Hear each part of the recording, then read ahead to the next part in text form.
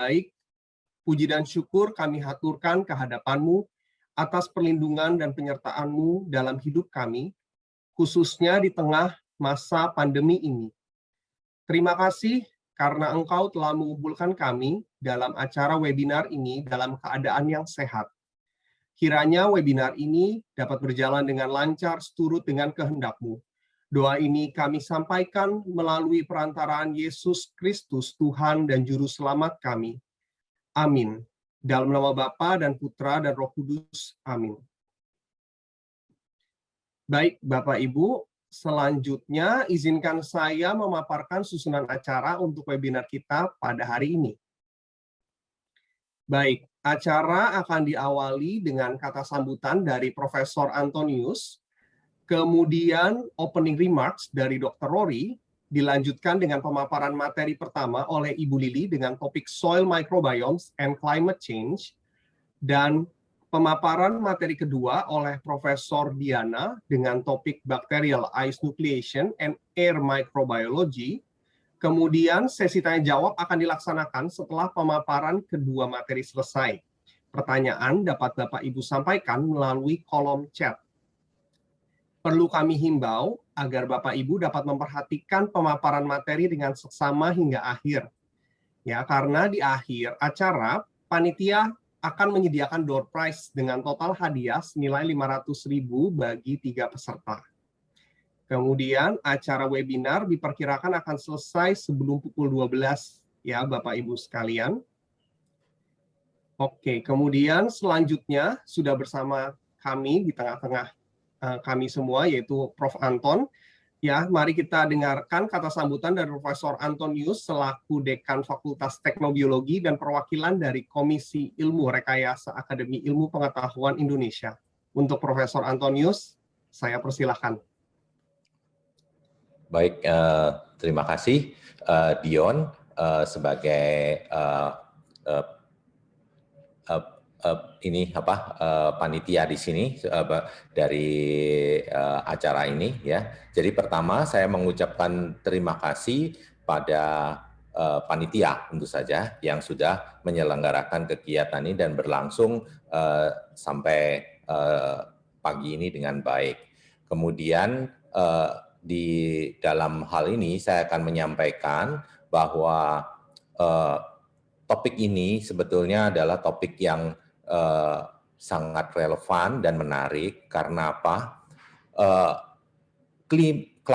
Iklim itu seringkali sudah menjadi hot topic ya. Dan kita sudah tahu bahwa iklim itu sendiri mempunyai banyak aspek pada kehidupan manusia, termasuk mungkin dampaknya seperti COVID dan sebagainya seperti ini. Cuma kita jarang sekali melihatnya dari sisi yang tidak nampak tadi, yaitu mikrobiologi atau microbes-nya sendiri. Nah, microbes ini mempunyai peranan penting begitu. Kita cuma melihat tanaman, hewan yang ada di situ. Tetapi sebetulnya dengan teknik-teknik lanjut dalam biologi molekuler dan bioteknologi, kita bisa melihat dengan lebih jauh mikroorganisme yang tidak bisa dikultur ataupun mikroorganisme yang ada di alam dan pengaruhnya pada kondisi iklim itu sendiri. Nah, kebetulan di sini Fakultas Teknobiologi ini ada dosen tamu, dan dosen tamu ini seringkali kita juga mengundang dari luar negeri. Dalam hal ini Dr. Lili Rosana Mesak ini adalah dosen tamu kita yang mengajar di beberapa mata kuliah di dalam semester ini, sekaligus kita minta juga untuk bisa memberikan pengalamannya untuk berbicara mengenai soil microbiome dengan climate changes.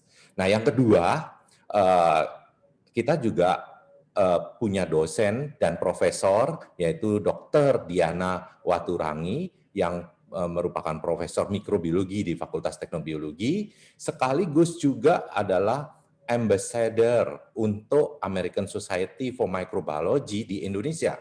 Dan ini tentu saja sangat relevan bagaimana penelitian-penelitian Profesor Diana yang berhubungan dengan ice nucleation activity itu bisa kita lihat kaitannya dengan mungkin iklim yang berhubungan dengan kondisi di Indonesia mungkin relevansinya ini. Selain itu juga kita berharap dengan ini menyadarkan kita juga bahwa mikroorganisme itu mungkin sesuatu yang bukan hanya kita lihat dari segi penyakit dan sebagainya, tetapi dari segi yang menguntungkan. Termasuk dalam hal bagaimana kita bisa melakukan mitigasi iklim itu sendiri melalui modifikasi mikroorganisme misalnya.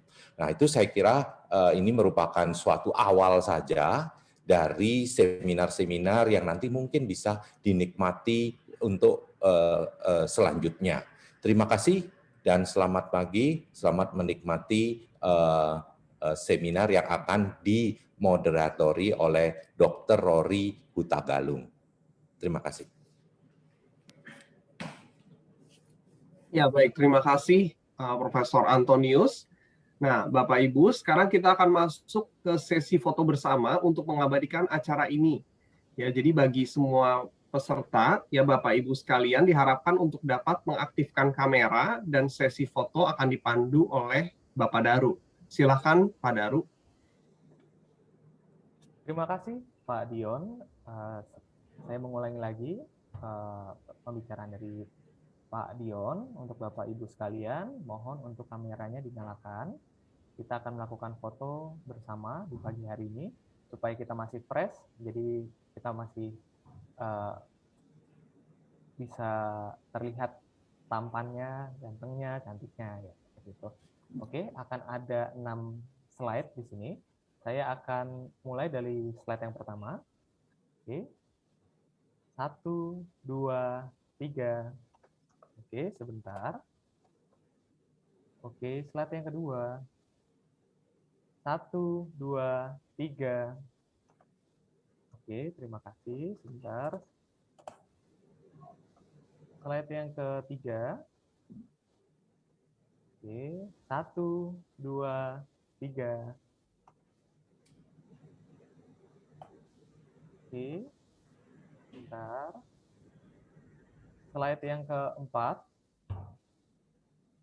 Oke, slide yang keempat, kelima, dan keenam sepertinya sudah tidak ada yang menyalakan kamera lagi. Menurut saya sudah cukup. Saya kembalikan ke Bapak Dion sebagai MC. Terima kasih. Baik, terima kasih Pak Daru. Baik, selanjutnya mohon slide-nya ditampilkan kembali.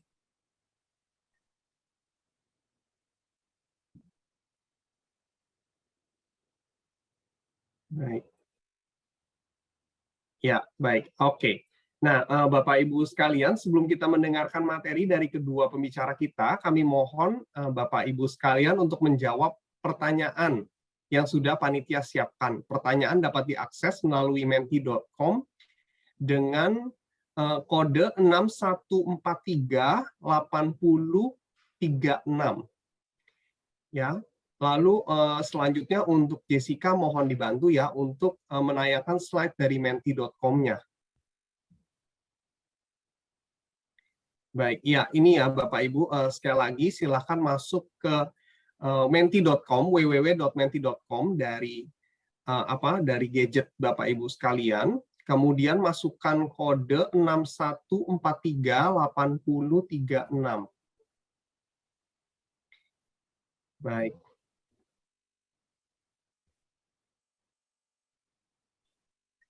Baik, saya tunggu ya Bapak Ibu sampai cukup banyak peserta yang masuk.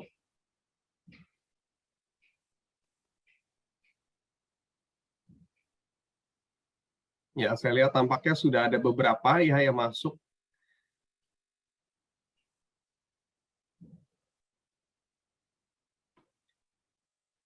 Oke. Baik.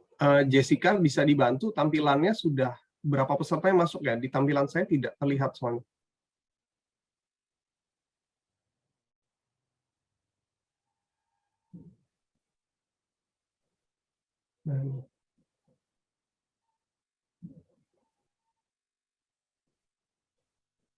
Halo Jessica. Sudah lumayan banyak, Kak. Ya, oke. Baik, berarti sudah bisa dimulai ya? Ya. Ya, bisa ditayangkan Jessica untuk pertanyaannya.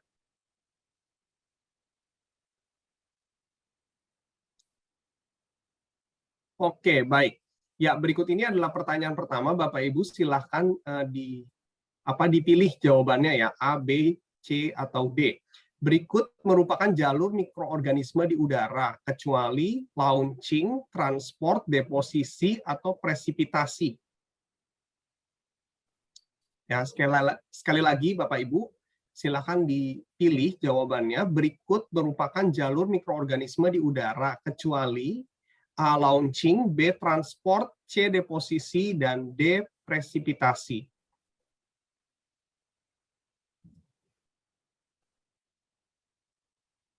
Baik. Sepertinya cukup ya. Lanjut, Yon. Ya, lanjut. Lanjut yang kedua, Jessica. Baik. Pertanyaan yang kedua, Bapak Ibu. Bakteri ice nucleation activity yang pertama kali dipelajari adalah A. Pseudomonas aeruginosa, B. Pseudomonas syringae, C. Panthoea ananatis, atau D. Panthoea syringae. Sekali lagi, apakah bakteri ice nucleation activity yang pertama kali dipelajari? A. Pseudomonas aeruginosa, B. Pseudomonas syringae, C. Panthoea ananatis, D. Panthoea syringae. Oke, baik. Ya, sudah. Nah, ini adalah, ya, sepertinya sudah. Jessica, bisa dilanjut. Oke, ini pertanyaan yang ketiga, Bapak Ibu. Data ilmiah yang membuktikan bahwa perubahan iklim atau climate change benar terjadi dan telah menjadi masalah dunia ini ialah A. Peningkatan gas rumah kaca atau greenhouse gases seperti CO2, N2O, CH4, dan O3. B. Peningkatan suhu udara. C. Naiknya permukaan laut. Atau D. Ketiga jawaban di atas benar. Ya, silakan dipilih ya Bapak Ibu jawabannya A, B, C, atau D.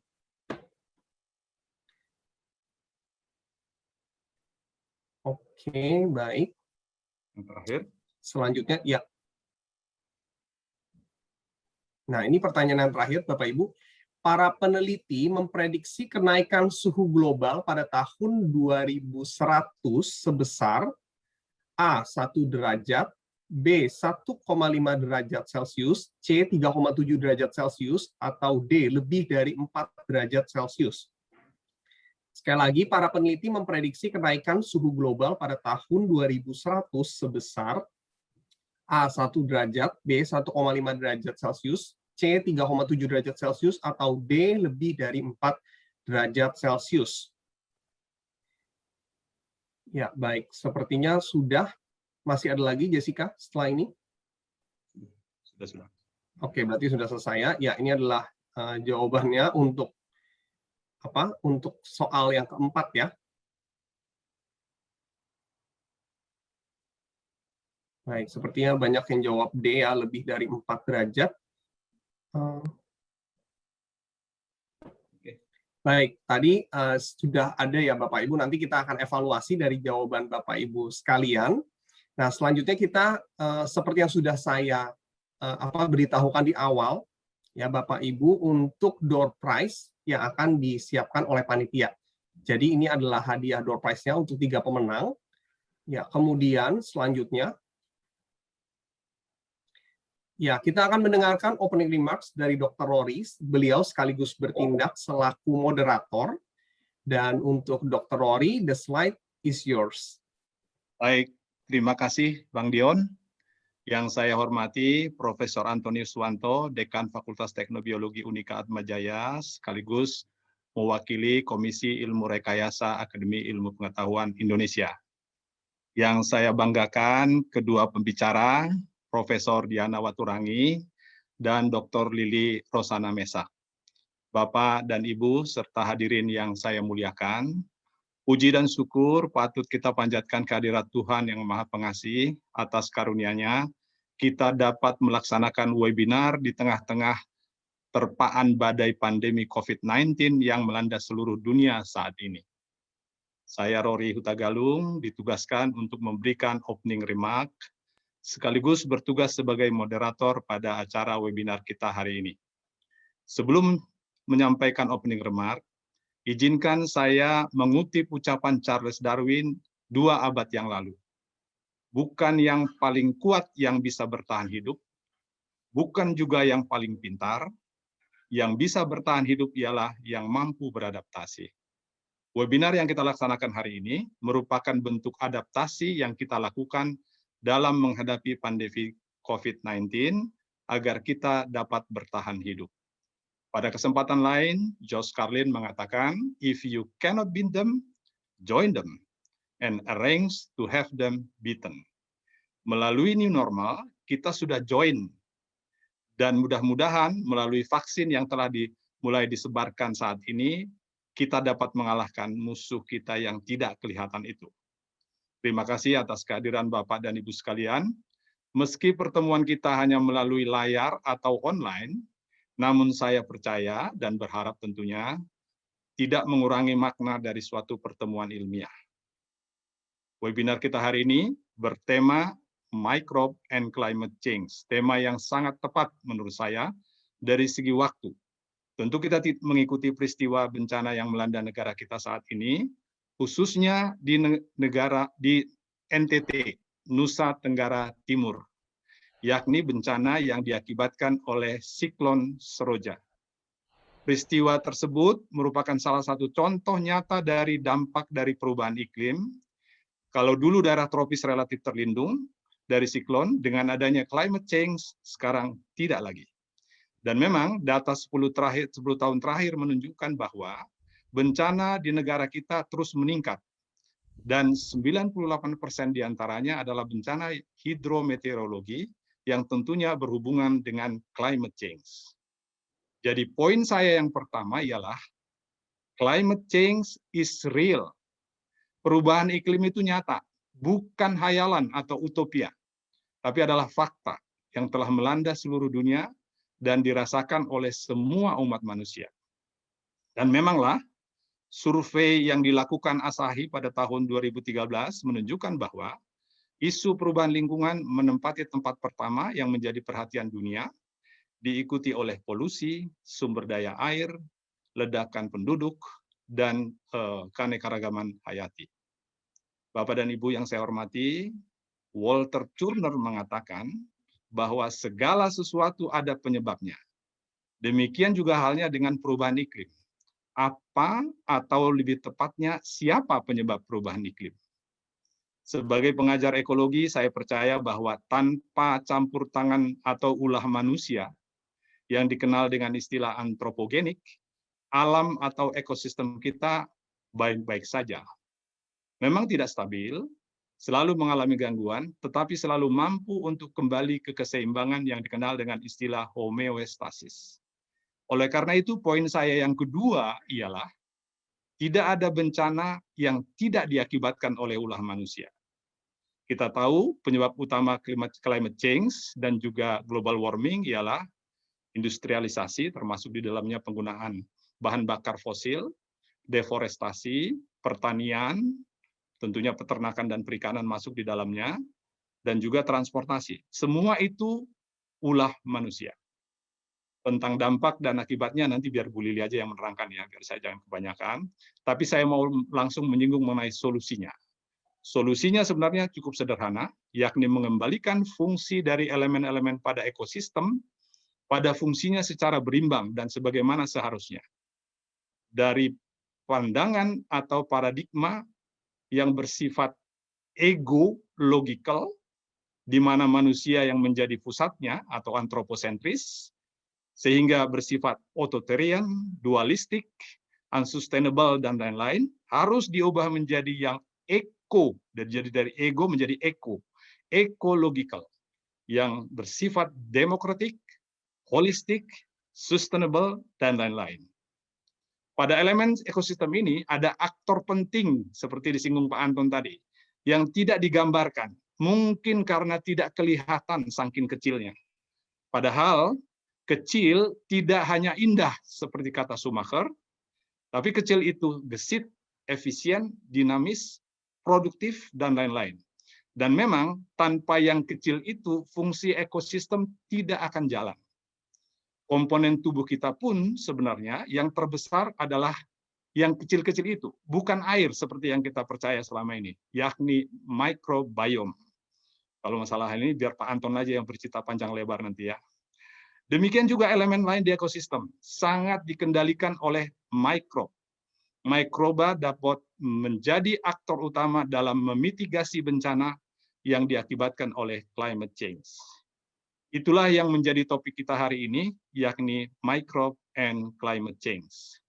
Dan pembicara kita hari ini ialah Dr. Lili dan Profesor Diana.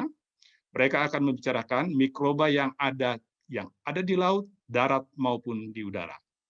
Pembicara pertama ialah Dr. Lili Rosana Mesa.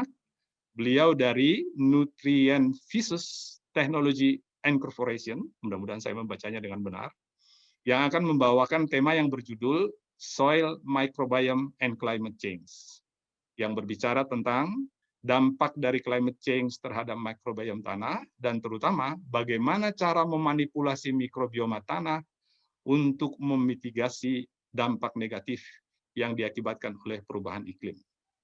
Untuk tidak berpanjang lebar, saya persilahkan Ibu Lili. Bu Lili, the screen is yours. Makasih Pak Dr. Rory. Saya akan share screen saya.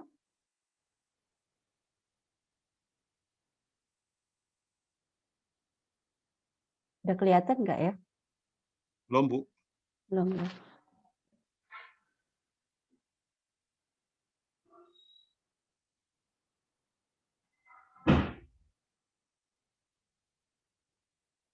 Ya, sudah. Ya.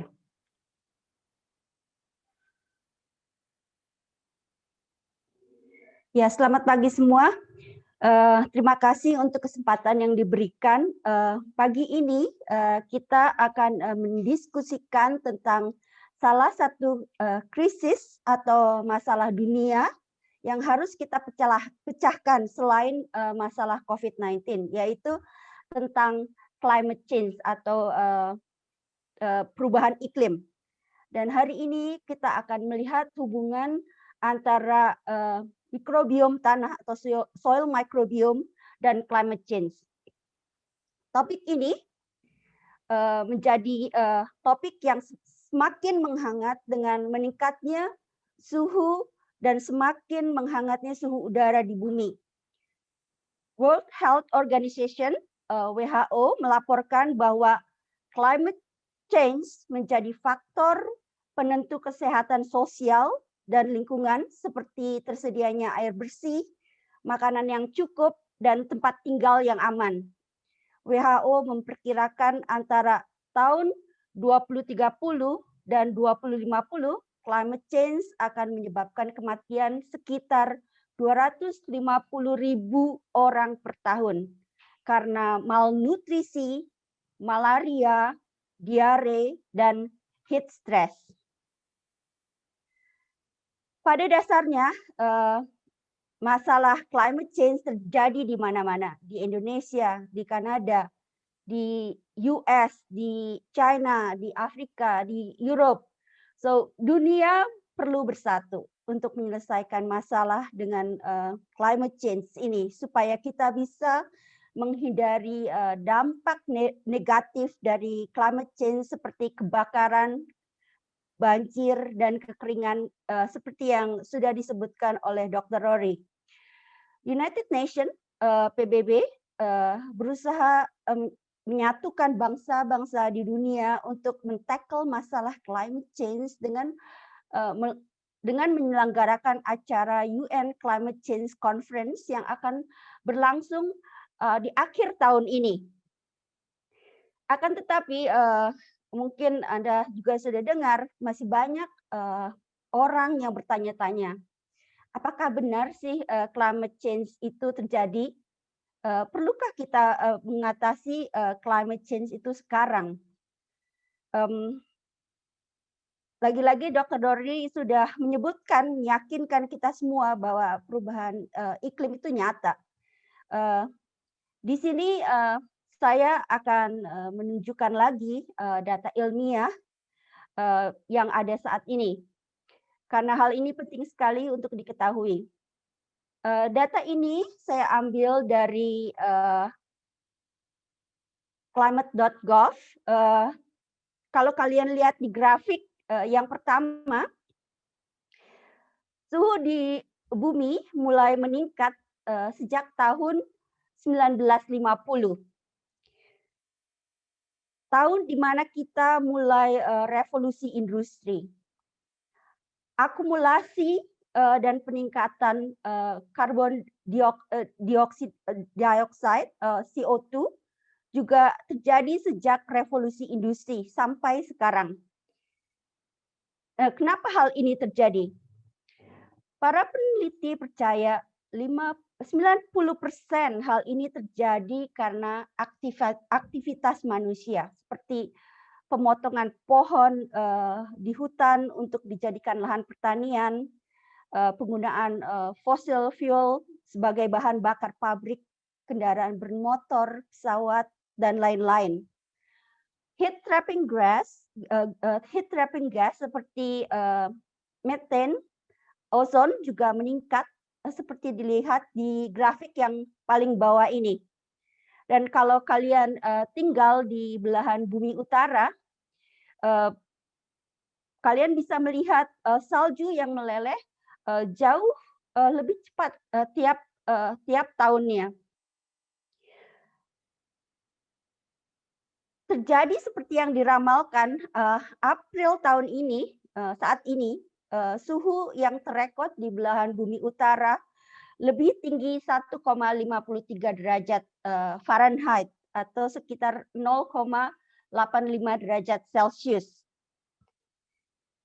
Selanjutnya di slide ini juga kalian bisa melihat data-data ilmiah lain yang membuktikan adanya perubahan cuaca dan peningkatan suhu di bumi kita, seperti ocean heat atau laut yang semakin memanas dari tahun ke tahun, menurunnya es di Arktik pada bulan September,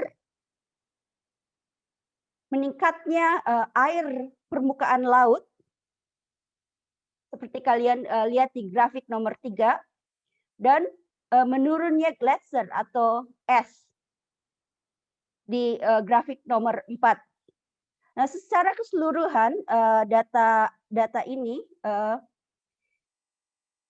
dikumpulkan selama bertahun-tahun, dan ini menjadi data saintifik yang menjadi peringatan atau warning untuk kita semua untuk sebetulnya tidak menunda untuk menyelesaikan masalah climate change ini.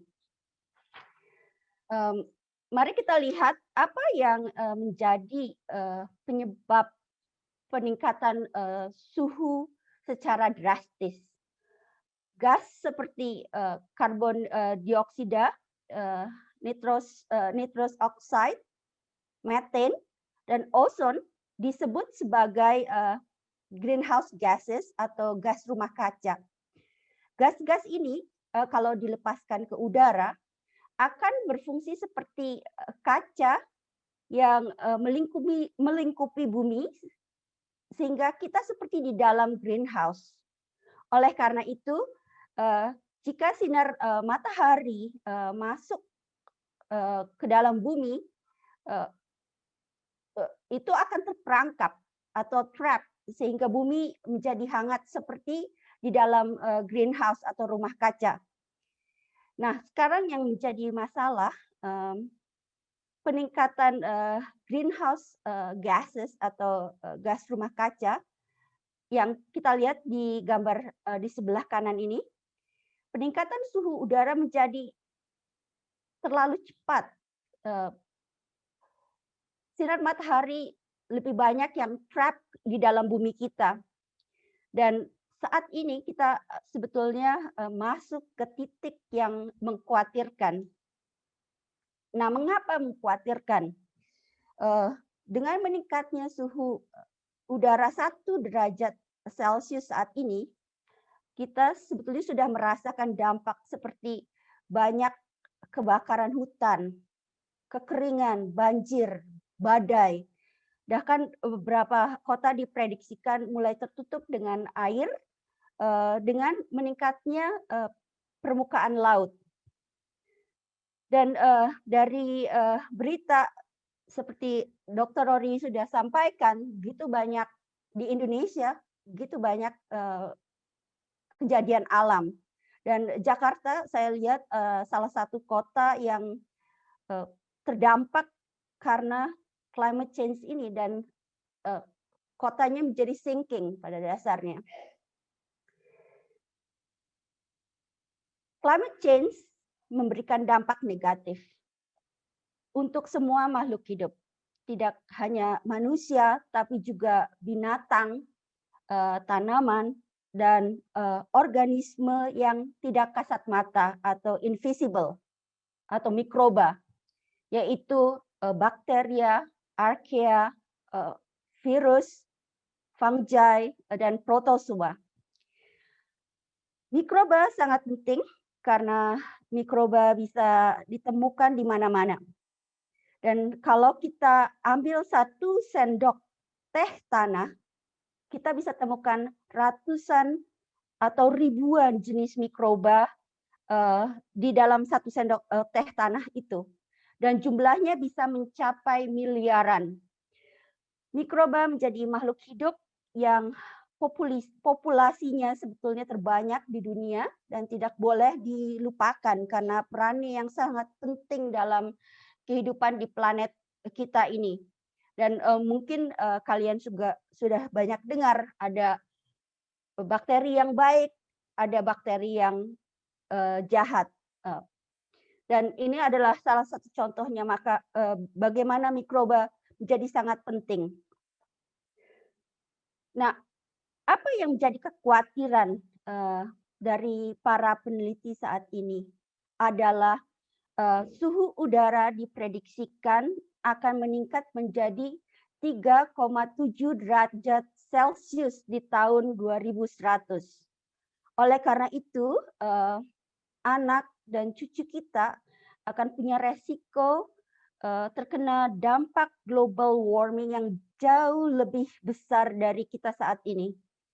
Apakah mereka bisa survive dengan kenaikan suhu 3,7 derajat Celcius?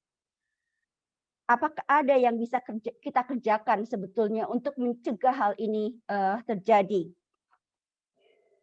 Nah, hari ini saya ingin mengajak saudara dan saudari untuk melihat bagaimana climate change mempengaruhi soil microbiome dan bagaimana kita bisa memanipulasi mikroba tanah untuk mengurangi konsekuensi negatif dari climate change ini. Gambar di slide ini diambil dari publikasi Jason and Hofmackel yang dipublikasi tahun lalu di Nature Review. Di sini kita bisa melihat bagaimana perubahan iklim seperti peningkatan CO2, kenaikan temperatur, melelehnya permafrost. Permafrost adalah tanah yang membeku bertahun-tahun, kekeringan, hujan yang lebat, ekstrusi air laut, dan kebakaran memberi dampak pada mikrobiom tanah.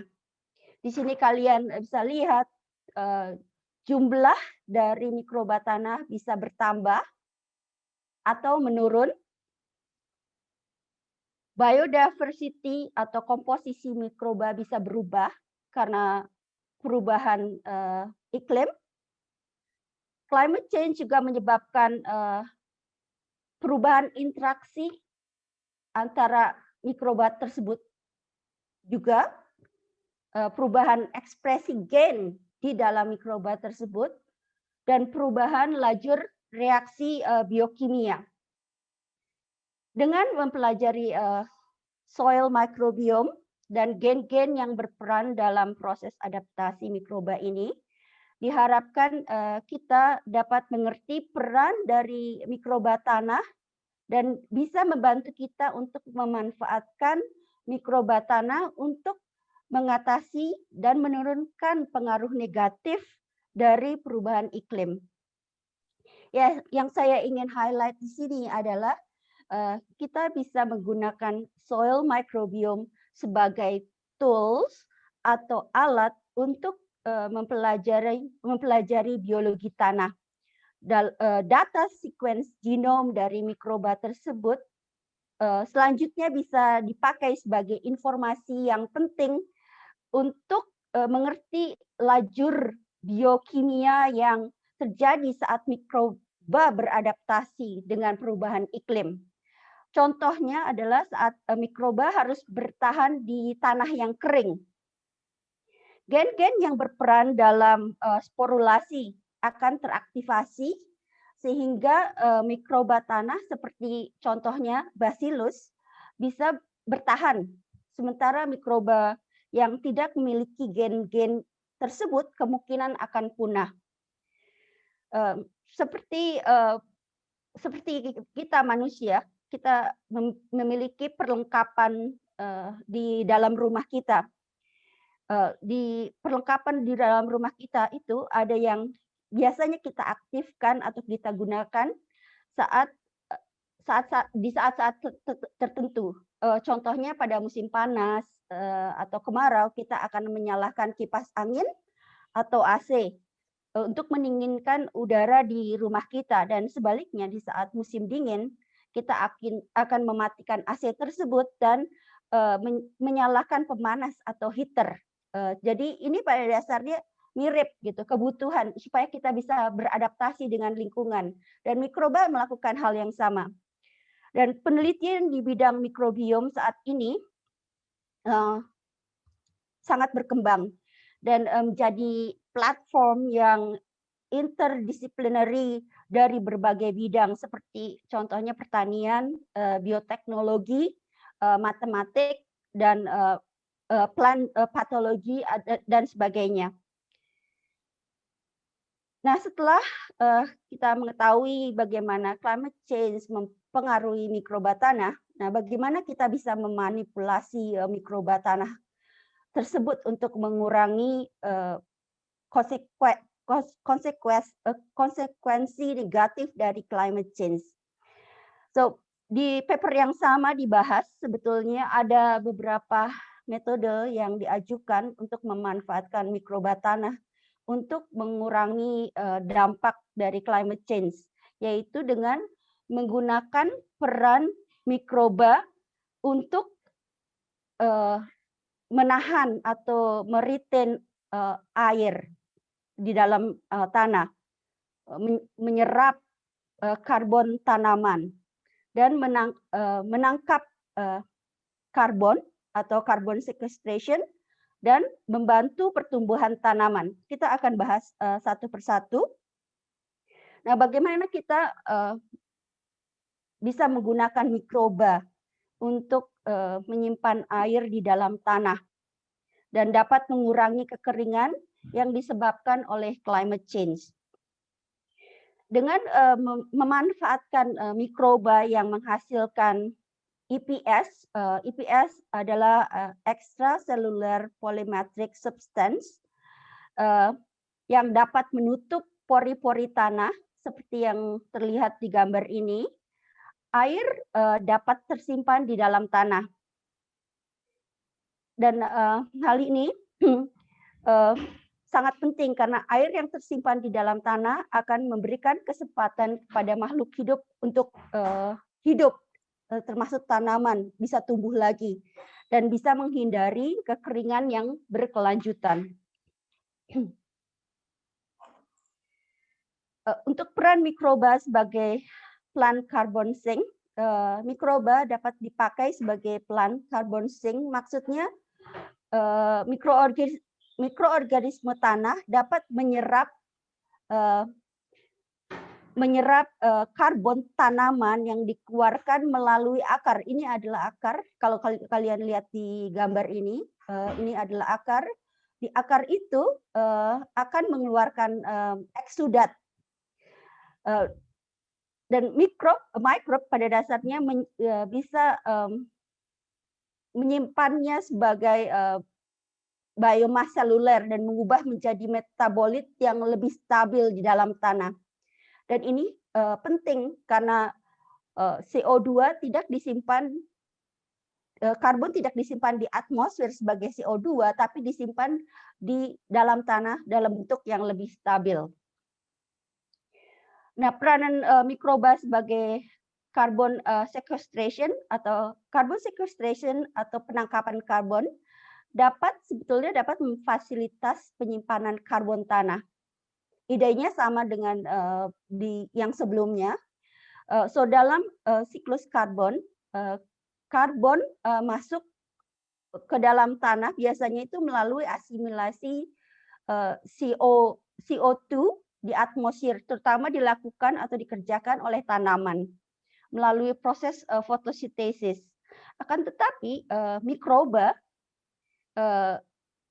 tanah autotrophic atau khususnya CO2 fixing microbe dapat menangkap dan mengkonsumsi CO2 dan menyimpannya di dalam tanah. Dilaporkan juga mikroba dapat membantu proses recycle dari necromass dan biochar sehingga dapat menyimpan karbon di dalam tanah dan menjadi lebih stabil. Bu Lili, 5 menit lagi ya, Bu. Iya. Ya, yang terakhir yang saya mau bahas di sini adalah mikroba dapat menangkal konsekuensi negatif dari climate change karena mikroba bisa berfungsi sebagai biofertilizer atau kita kenal juga sebagai plant growth promoting bacteria dan fungi. Biofertilizer dapat mengoptimasi pertumbuhan tanaman melalui kemampuannya memfiksasi nitrogen, melarutkan fosfat dan potasium, menghasilkan fitohormon dan menghasilkan EPS. Secara keseluruhan, mikroorganisme tanah autotrofik dan tanaman memiliki peran penting dalam menangkap CO2 di atmosfer dan menyimpan di dalam tanah dalam bentuk yang lebih stabil sebagai senyawa organik. Ide penggunaan mikroba tanah untuk menyelesaikan masalah climate change adalah untuk mencegah masalah jangka panjang, di mana ada kemungkinan kita kehilangan soil organic carbon. Ini adalah slide saya yang terakhir. Di sini kita bisa lihat current state dan desired outcome yang kita inginkan saat kita menggunakan soil microbiome untuk mengatasi masalah climate change. Saat ini kita ada di era genomik, di mana kita telah memiliki sejumlah data genome sequence dari mikroba tanah atau microbiome, sehingga kita bisa memprediksi fungsi dari mikroba tanah tersebut. Sayangnya masih banyak yang belum kita ketahui, termasuk gen-gen yang belum ketahuan fungsinya, atau gen, protein, dan metabolit yang penting dalam jalur metabolik karbon dan nutrien sebagian besar juga masih belum diketahui. Dan oleh karena itu untuk memperoleh hasil yang maksimal, kalau kita menggunakan data soil microbiome, masih banyak hal-hal yang lain yang kita perlu mengerti. Contohnya mengerti reaksi biokimia yang berperan dalam siklus karbon dan juga nutrien.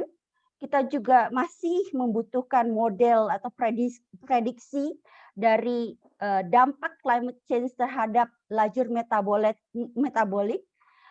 Kita juga harus menganalisa dan menentukan metafenom atau community phenotype dari keseluruhan microbiome tanah atau metagenom dengan memanfaatkan teknologi yang ada sekarang. Di akhir kata, saya ingin menyampaikan bahwa masih banyak peluang kita untuk bisa ambil bagian dalam mengulangi climate change ini. Terima kasih dan saya kembalikan ke Dr. Rory. Baik, Bu Lili, terima kasih untuk presentasinya. Buat saya sangat mencerahkan. Selanjutnya kita melangkah pada pembicara yang kedua, yaitu Profesor Diana Waturangi. Beliau adalah guru besar di Fakultas Teknobiologi Unika Atmajaya dan juga American Society for Microbiology Ambassador for Indonesia. Beliau akan membawakan topik yang berjudul Bacterial Ice Nucleation and Air Microbiology, yakni berbicara tentang bakteri pembentuk nukleasi es. Saya tidak bisa berpanjang lebar. Untuk jelasnya, mari kita dengarkan presentasi dari Ibu Profesor Diana Waturangi. Bu Diana, the screen is yours. Baik, terima kasih Dr. Rory.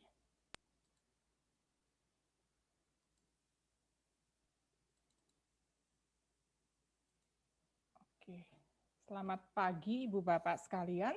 Pagi, Bu. Terima kasih untuk kesempatannya. Pada pagi ini saya akan menyampaikan hal terkait bakteri pembentuk inti es atau ice nucleation active bacteria dan juga tentang air microbiology, mikrob-mikrob yang hidupnya di udara gitu ya.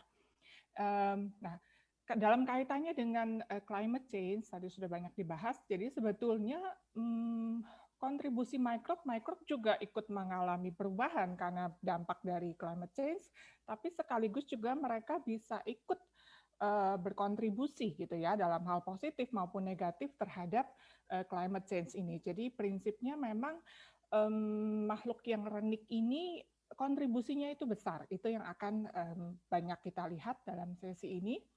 Jadi untuk kita lihat dulu untuk air microbiology, untuk mikrobiologi keseluruhan yang ada di udara, ini sebetulnya boleh dikatakan studi untuk air microbiology ini relatif paling sedikit dibandingkan habitat-habitat yang lain, padahal sebetulnya luas sekali gitu ya. Secara garis besar itu dapat dikelompokkan dua, yaitu yang intramural atau yang indoor gitu, dan kemudian yang ekstramural ya. Yang intramural tentu kita tahu baik itu lingkungan di rumah, di kantor, ya pokoknya public area yang sifatnya tertutup gitu. Nah, area-area ini tentu punya sirkulasi yang terbatas terhadap udara luar dan juga paparan UV yang juga berkurang gitu, dan temperatur semua kondisi lingkungan lebih dikontrol, dan tentunya ini membuat mikrob bisa survive gitu ya, bisa survive. Sedangkan yang ekstramural tentu itu yang lingkungan laut, ya hutan gitu ya, danau, sungai semua yang sebetulnya habitatnya sangat luas sekali ya, dan jumlah mereka itu sangat abundant sekali, dan bahkan sampai area-area yang di luar permukaan bumi gitu ya. Yang banyak dipelajari memang tentu dari segi kesulitan mengambil sampelnya memang area-area pada troposfer. Ada juga publikasi terkait stratosfer, tapi memang lebih banyak yang lapisan terdekat dengan bumi, yaitu yang troposfer.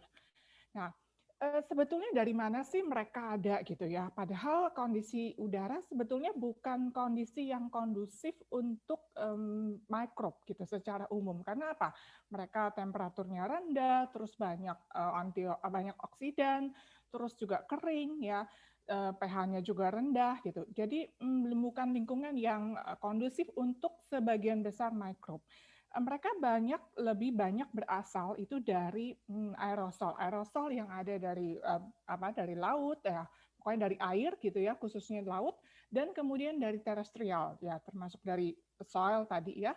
Nah, jadi mereka sumbernya banyak dari dua ini, dan kemudian mereka bisa balik lagi ke bumi itu melalui proses yang namanya deposisi. Nah, jadi selain yang aerosol juga ada yang kita sebut aktivitas ini banyak terjadi misalnya dari tanah ya, digging soil gitu ya, lalu angin juga, dan kemudian splashing water. Nah, selain yang aerosol ini, lalu ada juga yang bioaerosol. Nah, lalu melalui aktivitas manusia ya, kita tahu melalui banyak aktivitas manusia bisa berkontribusi terhadap mikrobiologi udara, dan sebaliknya mereka juga bisa balik kembali gitu ya, bisa balik, dan kadang-kadang tentu bisa beberapa bisa bersifat patogen untuk kita. Oke, nah bioaerosol ini biasa diklasifikasikan berdasarkan ukuran. Ada yang kecil ya, ada yang sedang gitu, accumulation, lalu ada yang ukurannya besar yang bisa disebut coarse mode.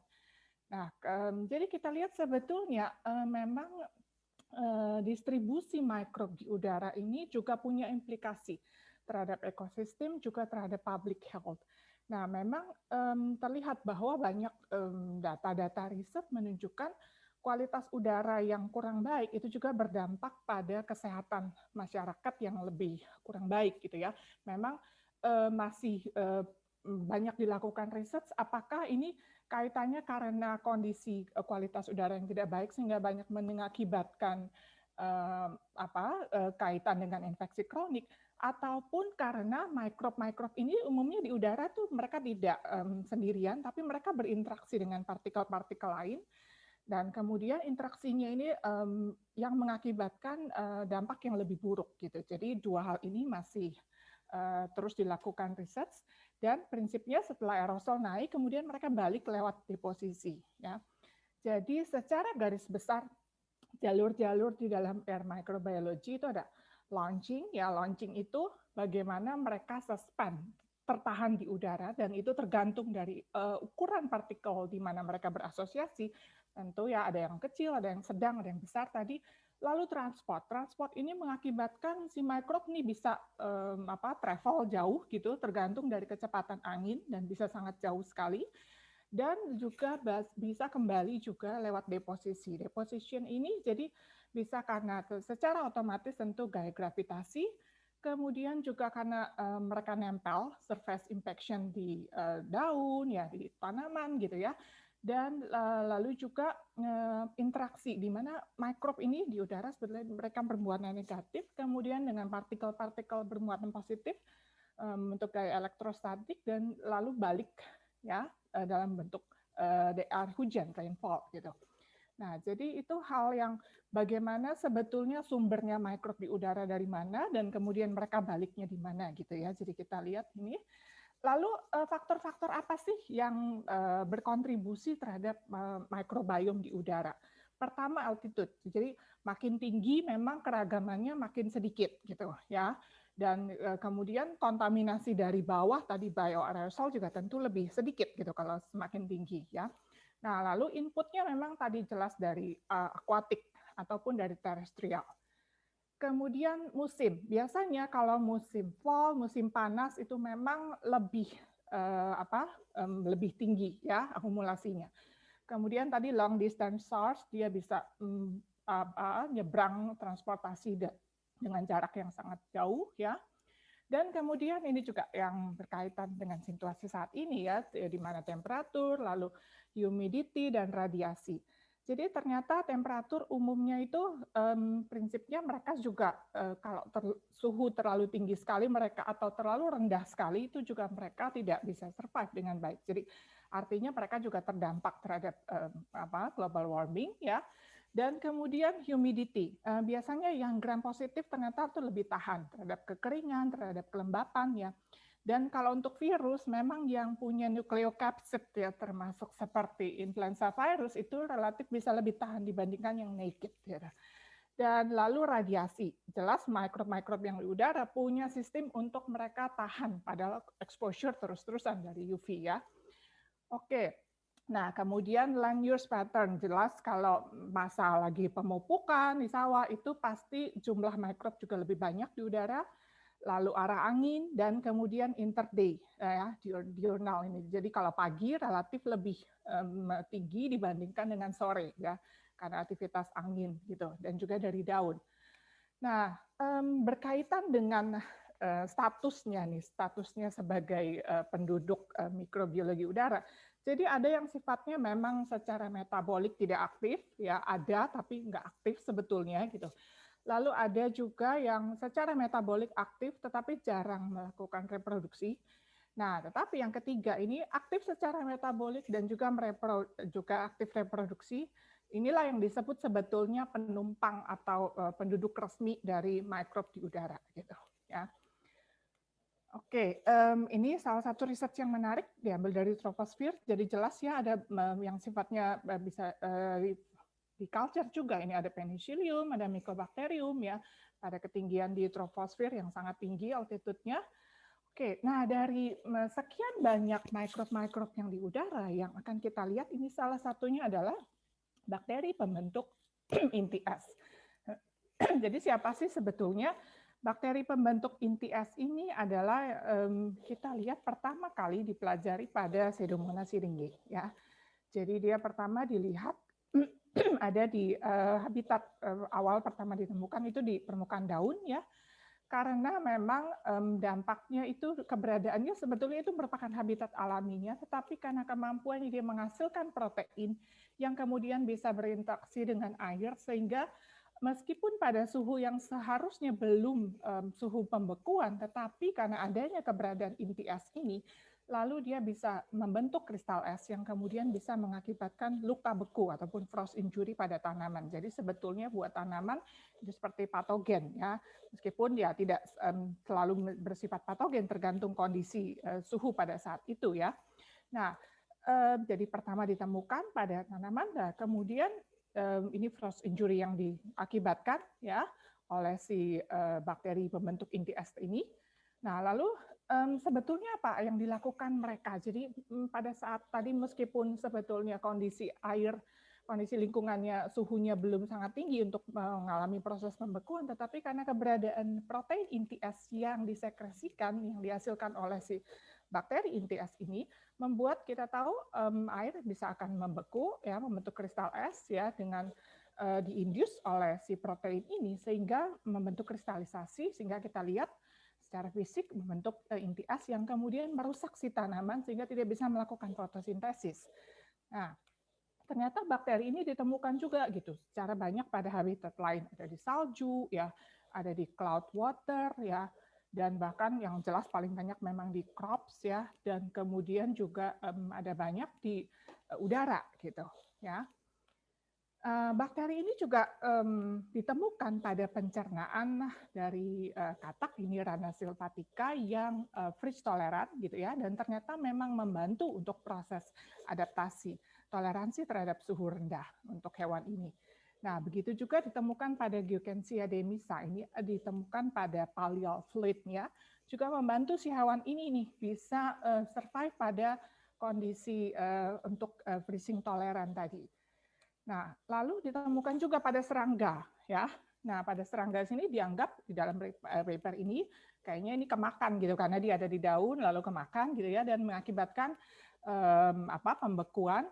Nah, yang sebetulnya menurunkan super cold dari si serangga ini. Nah, kemudian orang melihat ini sebetulnya bisa kemudian bakteri ini digunakan sebagai biological insecticide gitu, karena bisa sebagai pestisida untuk mengurangi populasi si serangga ini, terutama pada winter, sehingga hewan-hewannya bisa diturunkan jumlahnya gitu, ya, karena menurunkan aktivitas super cold-nya. Nah, kemudian banyak lalu bakteri si INA ini, Ice Nucleation Activity Bacteria, karena tadi memang patogen, kemudian dibuat di tahun 1986, dicobakan, sudah trial ke strawberry, di mana dihasilkan bakteri yang bersifat mutan, jadi kemestinya kan dia membentuk inti es, tapi ini kehilangan kemampuannya untuk membentuk inti es, supaya mereka jadi saling sebagai biological control, jadi kompetisi sesama mikrob yang sama gitu, ya, sehingga tapi sudah kehilangan kemampuannya membentuk inti es gitu. Nah, ini yang frostband, lalu bakteri ini juga diaplikasikan sebagai untuk salju buatan dan juga banyak digunakan untuk pengawet makanan karena membantu proses preservasi pembekuan, ya.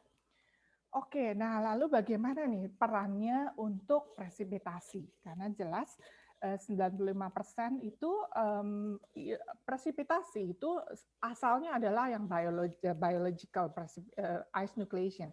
Karena inti es itu di udara banyak sekali, ya, termasuk debu, ya, macam-macam partikel.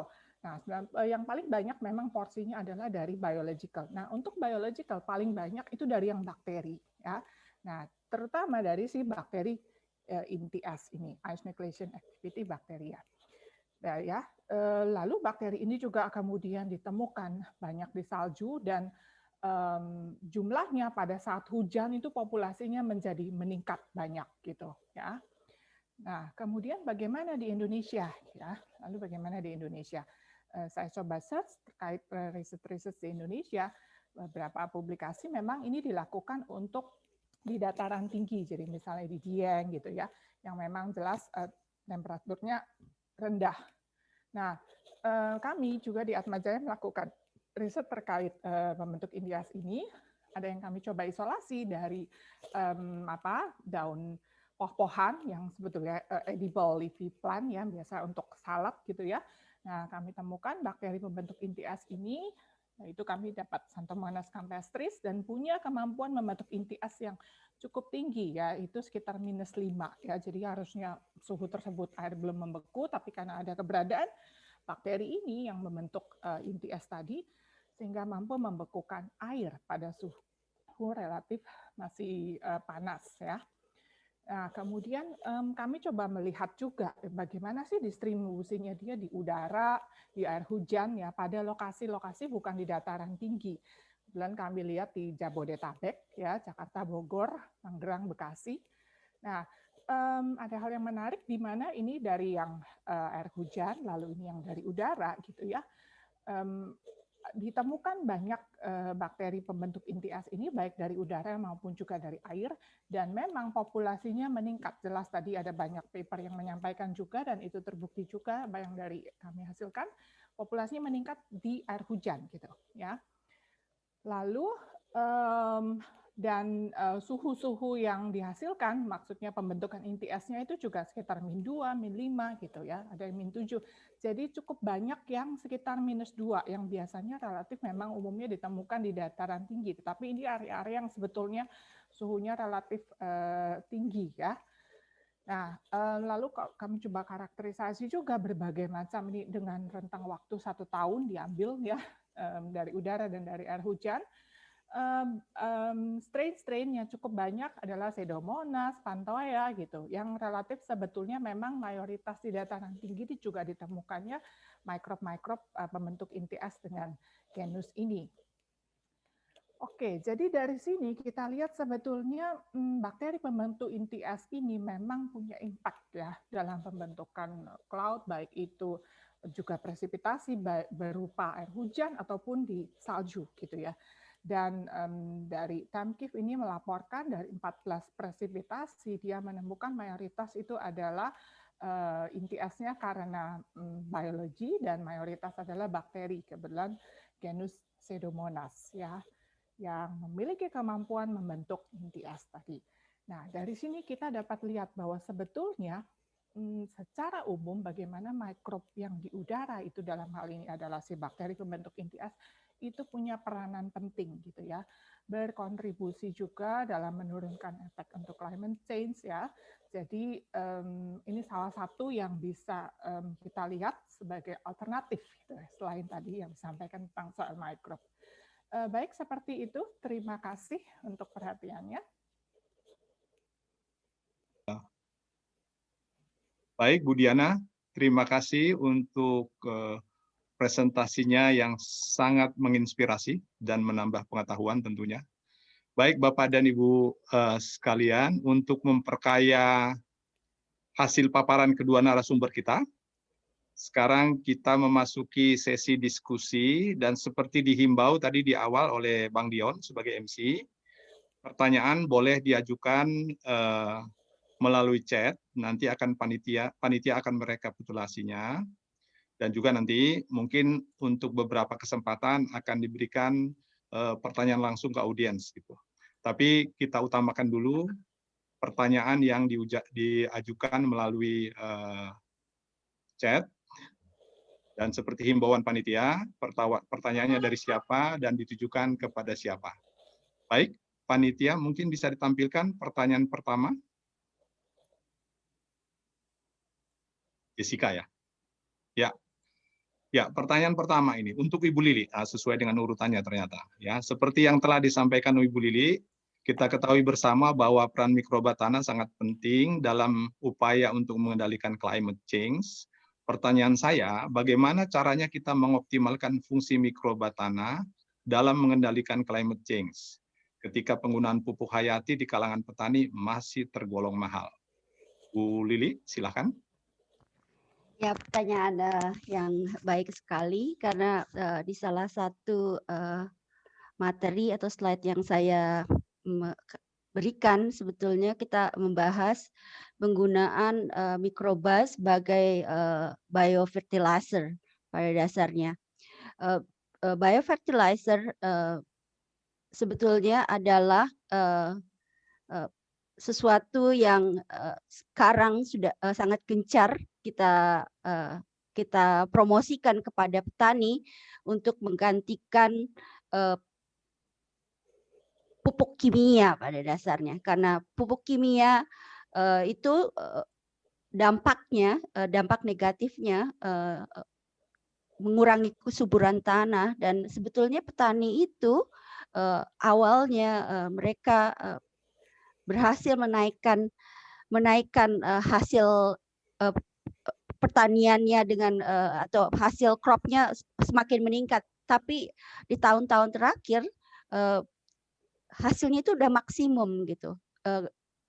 Pupuk kimia sudah tidak bisa meningkatkan hasil crop dari petani. Para peneliti setuju bahwa biofertilizer bisa menjadi terobosan baru dan bisa membantu petani. Kalau saja pupuk hayati atau biofertilizer ini saat ini masih mahal, kita sebetulnya sebagai orang di bidang mikrobiologi mungkin bisa mencerahkan konsep biofertilizer kepada petani. Apa negatifnya saat mereka menggunakan pupuk kimia, apa positifnya saat mereka menggunakan pupuk hayati.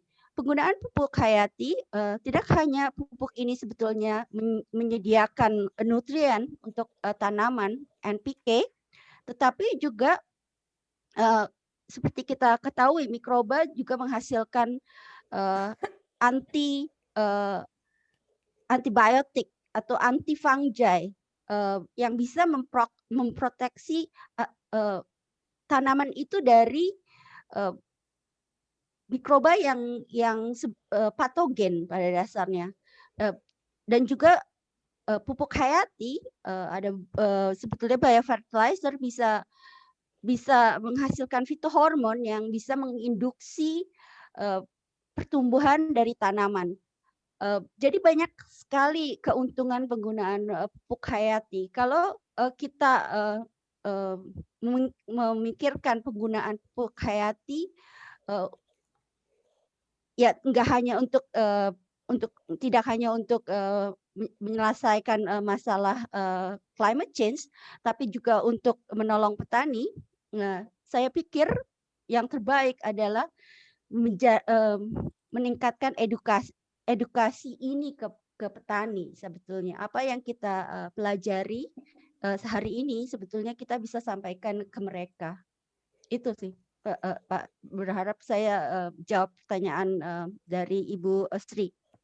Ya, makasih Bu Lili. Bu Sri Ismiani, terima kasih pertanyaannya. Mungkin sekedar menambahkan aja. Jadi mungkin kalau pupuk kimia itu hanya jangka pendek ya Bu, hasilnya bagus ya. Kalau kita mikir jangka panjang gitu ya Bu Lili ya. Ya. Kalau mikir jangka panjang yang sustainable, meskipun mahal, ya mungkin itu yang biofertilizer itu yang bisa jadi andalan kita ya Bu ya. Cuman memang ya itu tantangannya adalah di bagaimana menyadarkan petani gitu. Ya Ibu tadi sudah memberikan salah satu cara yaitu melalui edukasi ya Bu ya. Jadi Ibu juga nanti kalau diminta bantuannya untuk mengedukasi petani siap-siap ya Bu ya. Baik, kita Bu Ismiani mungkin kalau masih ada pertanyaan lanjut silakan diajukan di chat, tapi izinkan saya untuk melangkah pada pertanyaan yang kedua. Oke, dari ATT ya, ini nggak tahu singkatan apa ini ya, tapi ya, tapi pertanyaan jelas diajukan kepada Ibu Diana ya. Bagaimana mekanisme mikroba gram negatif dan gram positif terhadap pengaruh suhu, kelembapan, dan radiasi? Ibu Diana, silakan. Oke, baik, terima kasih. Saya jawab dulu terkait suhu ya. Jadi tadi sempat saya sampaikan bahwa memang tadi kalau suhu sebetulnya secara umum, baik itu suhu yang terlalu tinggi ataupun suhu yang terlalu rendah, itu tentu mengganggu viabilitas dari mikrob secara umum ya. Kemudian memang Tapi untuk mikrob-mikrob yang bisa survive di udara tentu mereka punya mekanisme untuk survive. Jadi biasanya mereka banyak berinteraksi dengan partikel-partikel lain di udara. Jadi untuk kayak cover protection untuk mereka supaya melindungi, mengurangi exposure itu tadi ya. Nah, kalau tadi kan kaitannya gram positif dan gram negatif itu sebetulnya lebih pada dampak dari humidity ya. Jadi memang gram negatif tentu ini sebetulnya secara struktur saja gitu, bahwa gram negatif dan gram positif tentu beda untuk matriks dinding selnya, sehingga membuat si positif memang lebih tahan terhadap yang humidity-nya lebih tinggi, dan juga desikasi, karena memang di udara juga lebih kering relatif dibandingkan dengan habitat lain ya. Jadi memang gram positif punya daya survival yang lebih tinggi. Sementara untuk, yang menarik juga termasuk kita tahu kenapa COVID juga bisa survive, salah satunya mereka juga selain berinteraksi ya dengan tadi partikel lain ya untuk bioaerosol, dan juga mereka punya nukleokapsid gitu. Jadi beda kalau yang virus-virus yang naked yang tidak punya kapsid itu memang relatif lebih kurang tahan ya. Nah, lalu untuk tadi radiasi, ini mekanismenya sebetulnya banyak ya. Jadi ada yang juga tadi mirip-mirip dengan suhu, mereka berinteraksi dengan partikel lain untuk mengurangi UV exposure, dan kemudian ada juga yang menghasilkan pigmen ya seperti karoten untuk mengurangi efek oksidasi. Lalu ada juga yang punya mekanisme repairing, misalnya Deinococcus radiodurans, itu jelas mereka punya repairing. Jadi kalau sampai si dampak dari UV tadi kena terhadap mutasi untuk DNA-nya, mereka punya perbaikan sistem pada saat replikasi. Jadi seperti itu, Pak. Baik, Bu Diana, saya pikir penjelasannya sudah cukup lengkap. Baik, kita akan melangkah pada pertanyaan ketiga, namun sesudah pertanyaan ketiga nanti akan saya berikan kesempatan kepada Floor ya. Jadi nanti panitia tolong share screen-nya dimatikan sebentar. Mungkin nanti saya berikan dulu kesempatan langsung pada penanya langsung yang ada di attendee. Oke. Baik, yang berikut ini dari Ibu Vivitri, sepertinya saya kenal sini orang. Oke. Untuk Ibu Lili katanya. Terima kasih atas pemaparannya mengenai climate change yang sangat menarik, khususnya mengenai soil microbiome. Pertanyaan saya, bagaimana cara mendeteksi jalur biokimia yang digunakan oleh soil microbiome sebagai penanda terjadinya climate change? Silakan Bu Lili. So, untuk menjawab pertanyaan ini, sebetulnya saya mau balik ke slide saya yang terakhir. Kalau silakan di-share Bu, panitia tolong share-nya dimatikan.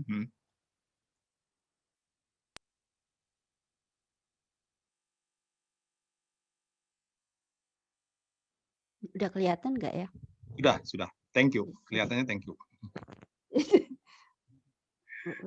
Stuck actually. Ya, ini.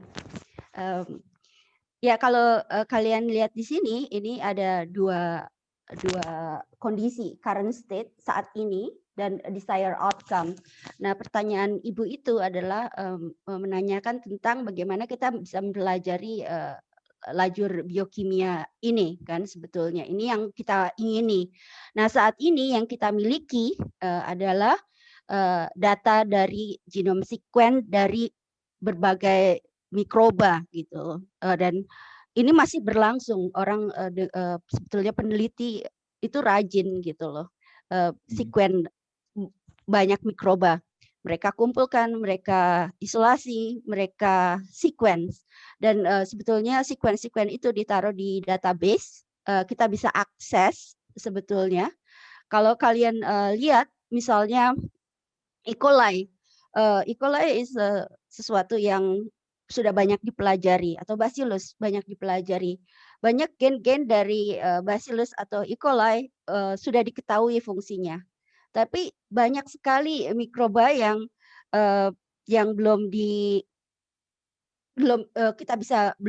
kita tidak bisa kultur di lab itu, kita hanya bisa pelajari beberapa gen gitu loh. Nah, yang jadi challenge untuk kita sekarang untuk mengerti bagaimana sih sebetulnya kalau misalnya bilang aja terjadi kondisi kekeringan, apa yang terjadi dengan jalur biokimia di dalam bakteri, di dalam sel bakteri? Ini sebetulnya masih challenging, belum terjawab semuanya, Ibu. Jadi sebetulnya challenge ini challenge untuk kita semua. Karena itu yang kita dorong di sini, kita nggak bisa kerja sendiri. Kita perlu orang dari berbagai bidang untuk bekerja bersama-sama. Orang yang bisa ahli bioinformatik bisa membantu. Orang yang ahli mikrobiologi bisa kerjasama. Orang yang ahli misalnya teknologi misalnya yang lain, misalnya bahkan buat aplikasi apps komputer yang lainnya kita bisa pakai gitu. Dengan cara itu kita bisa memprediksikan, kita bisa membuat simulasi apa yang terjadi kalau misalnya dalam kondisi kekeringan, gen-gen apa yang sebetulnya aktif. Dari situ akhirnya kita bisa mendapatkan jawaban sebetulnya, Bu. Jadi ini butuh proses, oleh karena itu sebetulnya saya sampaikan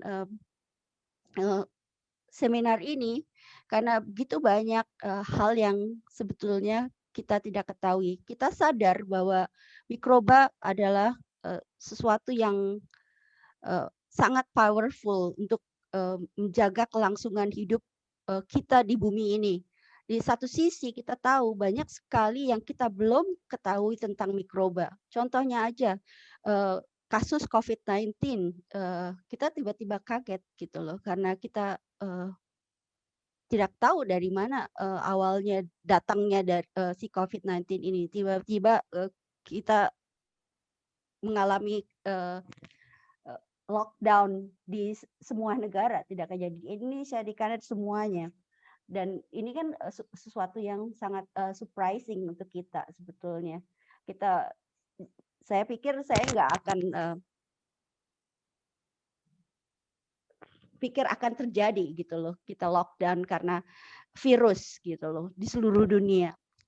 Walaupun sebetulnya kejadian-kejadian sebelumnya sudah ada, tapi ya ini lagi-lagi sebelum kita memanfaatkan soil microbiome, langkah baiknya untuk menghindari sesuatu yang negatif di jangka panjang, kita lebih baik bekerja sama, mengerti ya jalur biokimia apa yang terjadi gitu loh sebetulnya.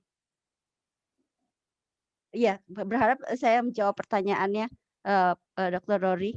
Baik, Bu, terima kasih. Jadi pada intinya memang masih banyak yang belum kita ketahui dan masih banyak kita perlukan, Bu, ya.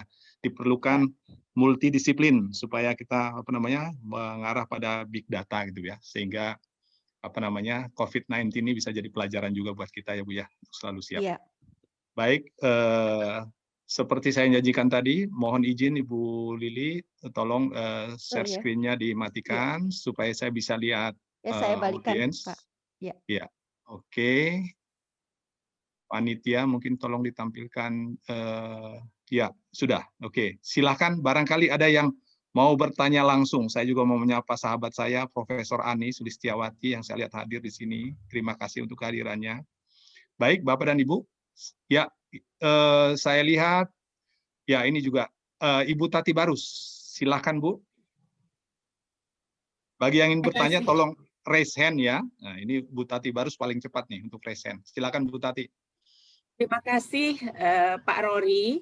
Terima kasih Ibu Lili dan Ibu Diana atas sharingnya yang sangat luar biasa.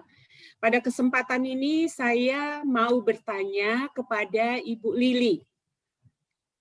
Sebagai ahli di bidang soil microbiome, begini Ibu Lili, Indonesia adalah negara agraris. Salah satu daerah yang saya tahu yang menghasilkan banyak produk pertanian itu adalah daerah Tanah Karo. Jadi ini daerah salah gitu, satu sumber sayur, buah, dan sebagainya.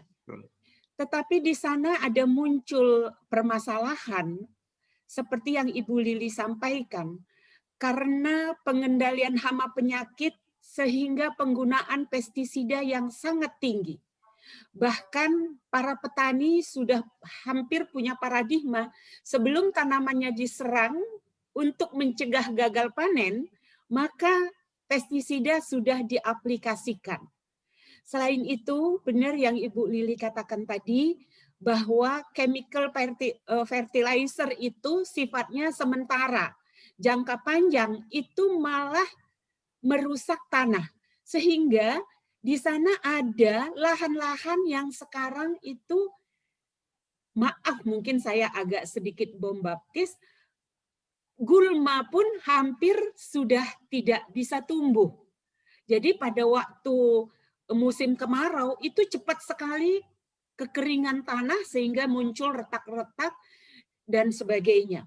Nah, pertanyaan saya, maaf kalau ini mungkin agak sedikit berbeda, apakah Ibu Lili sudah punya pengalaman untuk mengatasi permasalahan soil yang seperti ini untuk bisa dikembalikan kepada keadaan yang seimbang? Dan kira-kira kalau Ibu Lili tadi sudah menyampaikan tentang biofertilizer, apakah Ibu sudah punya pengalaman yang bisa di-share-kan bagaimana strategi untuk mendapatkan biofertilizer tersebut untuk mengatasi tanah-tanah yang hampir gersang?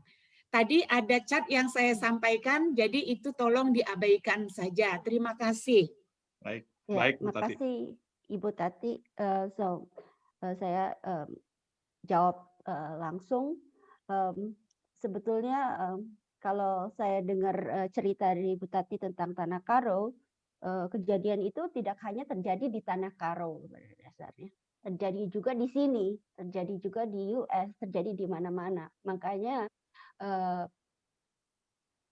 kita semua sebetulnya mulai peneliti di microbiology encourage farmer untuk menggunakan biofertilizer atau pupuk organik atau pupuk hayati. Nah, untuk menyelesaikan masalah ini, menurut saya tidak bisa one way. Di Kanada, di pemerintah di Kanada, kita menyarankan atau mengembangkan pertanian yang lebih presisi. Artinya kita harus bisa melihat atau mendeteksi potensi apa yang bisa membuat petani itu gagal. Tidak hanya perubahan climate atau tiba-tiba banjir, atau tiba-tiba panas, mereka jadi gagal panen, tapi bagaimana dengan tiba-tiba terjadi serangan hama. Oleh karena itu di sini sebetulnya di Kanada atau di US orang banyak mengembangkan teknologi di pertanian. Contohnya itu mereka pakai apps sebetulnya. Jadi teknologi komputer itu beneran dikembangkan, dipakai di pertanian.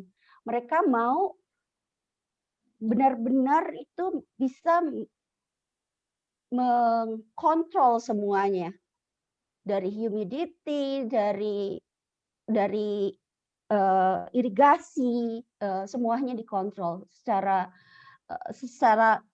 sehingga hasilnya itu lebih presisi gitu. Jadi petani itu tahu kalau mereka panen pasti mereka dapat gitu, panennya berhasil. Jadi nggak sembarangan gitu loh. Kalau mereka pakai pupuk yang mereka tabur itu tertentu, mereka harus bisa deteksi kandungan nutrien di tanah. Nggak asal aja gitu ditabur-tabur gitu, terus kebanyakan atau kedikitan gitu, akhirnya gagal panen gitu loh. Jadi pada dasarnya saya pikir kalau saya mau share sebetulnya untuk menanggulangi masalah di Tanah Karo itu dibutuhkan banyak ahli gitu, ya termasuk supaya kita bisa mengembangkan teknologi atau memakai teknologi yang ada sekarang, yaitu precision agriculture di Indonesia sebetulnya, termasuk pakai biofertilizer. Pemakaian biofertilizer di sini juga nggak sembarangan gitu loh. Semuanya diatur. Kita nggak bisa asal pakai bakteri A karena bisa memfiksasi N, tapi si bakteri A juga bisa sebagai patogen. Kita nggak mau itu gitu. Secara strict pemerintah bilang bakteri ini nggak bisa dipakai di pertanian karena tidak mungkin baik untuk tanaman tapi nggak baik untuk manusia, jadi dilarang. Jadi ada regulasinya gitu. Saya pikir ya itu yang harus dipertimbangkan. Baik, Ya. Bu Lili sudah? Ya.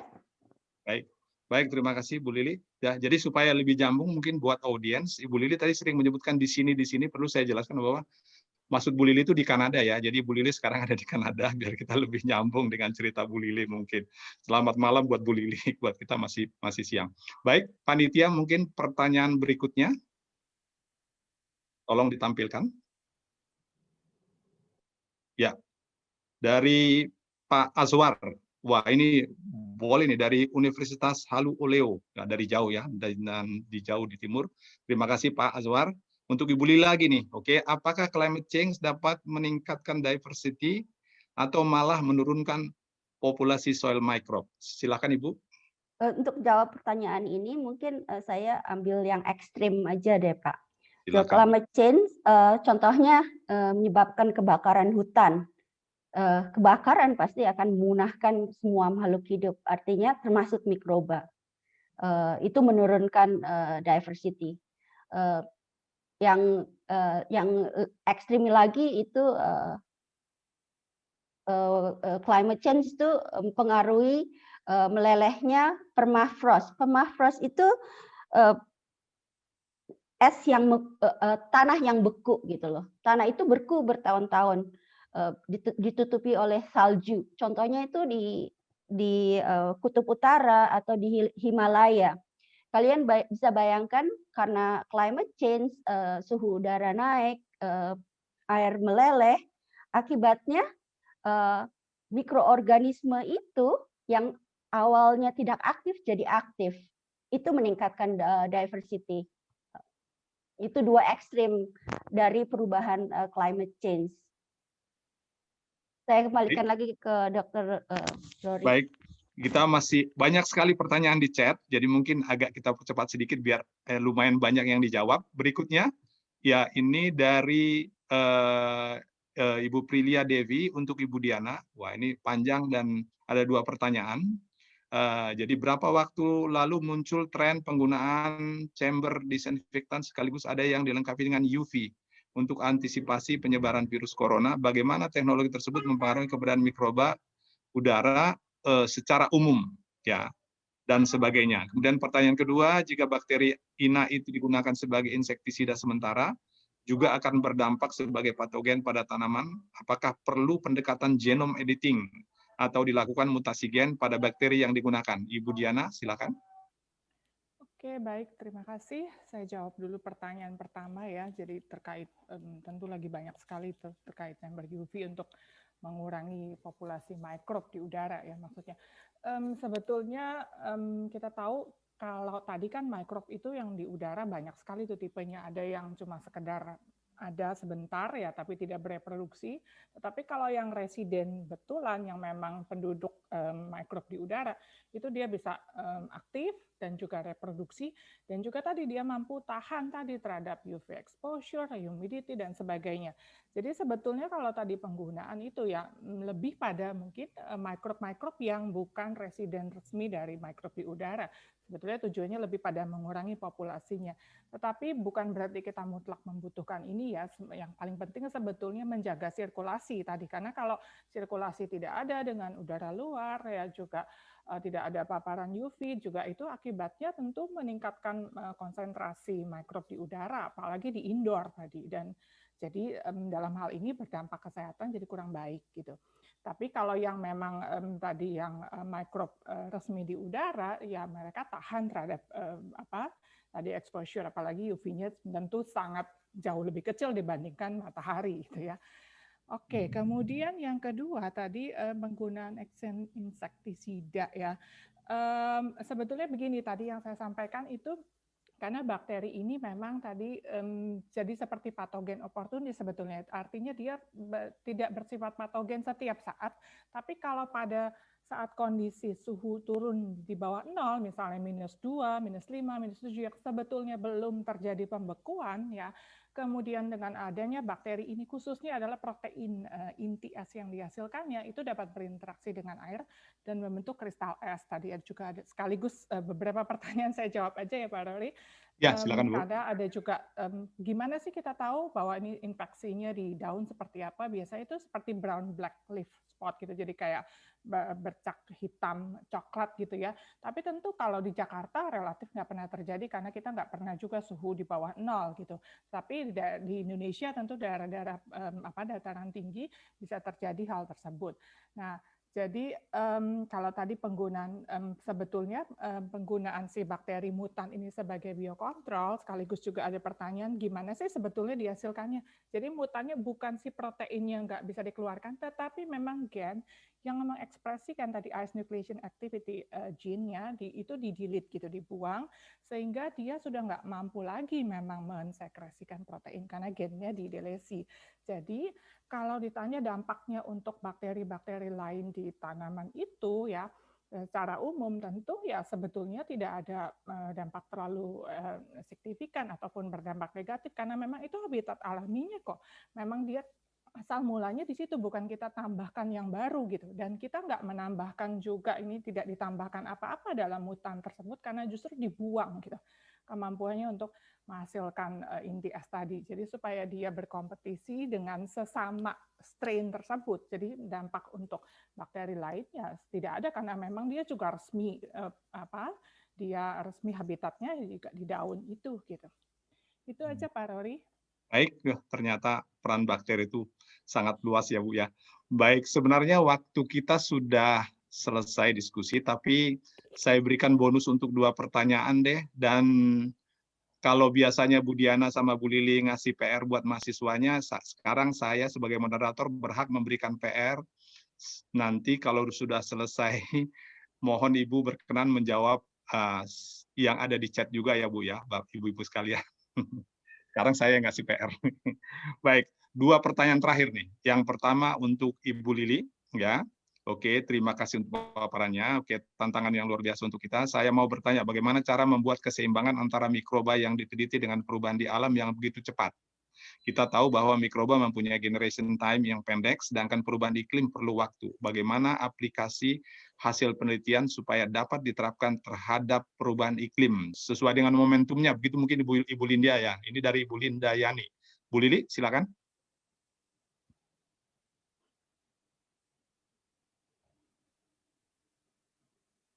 Oke, ada gangguan dengan Bu Lili? Enggak? Masih masih mute Ya. tuh. Ya. Bu Lili masih mute? Iya, udah kedengeran ya. Ya. So di salah satu penelitian di US itu tentang climate change, sebetulnya mereka melakukan penelitian yang bertahun-tahun gitu loh. Perubahan bagaimana ini terjadi perubahan atau perubahan mikroba tanah setelah bertahun-tahun, misalnya diekspos dengan suhu yang tinggi, dengan kekeringan. Mereka beneran lakukan bertahun-tahun gitu loh. Memang butuh waktu yang sangat panjang, makanya kita saat ini punya data yang cukup kuat bahwa mikroba tanah itu sangat penting, Ibu. Pada dasarnya ya penelitiannya sudah ada, perlu dilanjutkan. Banyak yang masih belum diketahui, ya masih butuh waktu lagi untuk mengerjakan penelitian, nggak bisa langsung kita mendapat jawaban. Oleh karena itu himbauan saya jangan ditunda gitu loh, karena butuh waktu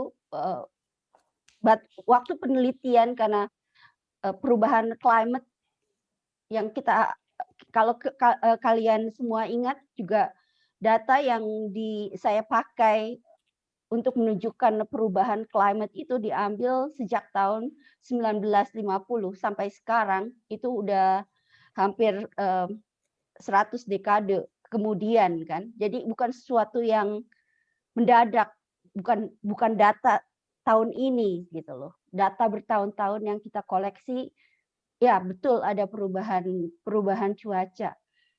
Orang sudah mulai bertahun-tahun waktu pertama kali orang secara gencar menyatakan ada perubahan climate sebetulnya waktu saya di IPB sebetulnya.